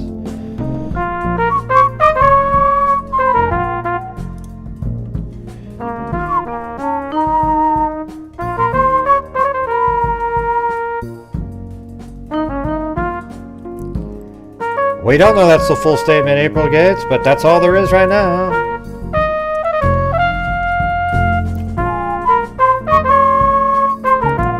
Alright, you guys, I'm out of here. See you guys later. Thank you very much for being here. And as I always say, everybody, until next time, be safe out there. And a 2, and a 3, and a 4, and a 5, and a 6, and a 7. Yeah, I've been doing this true crime thing for quite a while now. And during this whole time, I have not seen one Good person night, everybody. that is a crime detector, like rejector. I'm a certified human lie God's name was detector. Gonna get ya on a stretcher if you try and play me like an old projector. Crime sector is my nectar. Professor Greg is gonna give another lecture. Crime collector, freak connector. We know, Rebecca. We know, Rebecca. It's a different time, though, isn't it? And I'm meaner than a spectre. We already knew that, Rebecca. On his pector, with all respect, y'all. Just remember, I've a temper fucking check ya. I have no agenda. I'm no pretender. And I'll serve it to you straight without the blender. And in the end, I'm gonna send ya on a mission to reveal the true offender. Yeah, so I'll just get... So let me guess. Okay, here we go. We got Rebecca Schubert up here, probably one of the wacko crew that think that Kelsey has something to do with the murders. That Kelsey said she was talking to her boyfriend when she dropped off the girls, and it was 1:38 on the phone record. Right. She did say that. She did say that. But guess what? Her car drove by at 1:49. You know what's weird is maybe... so at 1:38, maybe she just had it wrong. You know, and I don't know, but remember, her and Kelsey and Becky and I were all part of planning and fabricating a timeline to trick people into... Oh, I don't have anything to say after that. Yeah, because they had nothing to do with the damn thing, okay? So people who keep thinking about stuff like that, yes, the other day when I thought it was 1:37, and it was 1:49 when the car drove by the camera. I don't know what that means, okay? I don't know what that means. It just means that somebody's time is off. But it's likely the camera time is what is important. Let me ask you this. What if the camera time is off by 10 minutes, it still means that relative timing is the same for everybody. In fact, yeah, I mean, it would just mean that Richard Allen would have had to sit there a little bit longer, or maybe it actually works better in a way. Like, what if it was 1:17, he gets there, they take that picture at 1:27, he waits 10 minutes and walks there, boom, then they pass each other. Yeah, I mean, so I don't know. I'm sure they've figured all that out at this point. But it just doesn't mean anything to me. It means something to people. They're going to have to explain that, but maybe not, because we've just heard that information from them. But the official information is probably the time that's on the camera. Yeah. Yeah, well, he wasn't just doing that. He was looking at his stock tickers while watching fish. This is what a lot of people do when they're out there hiking.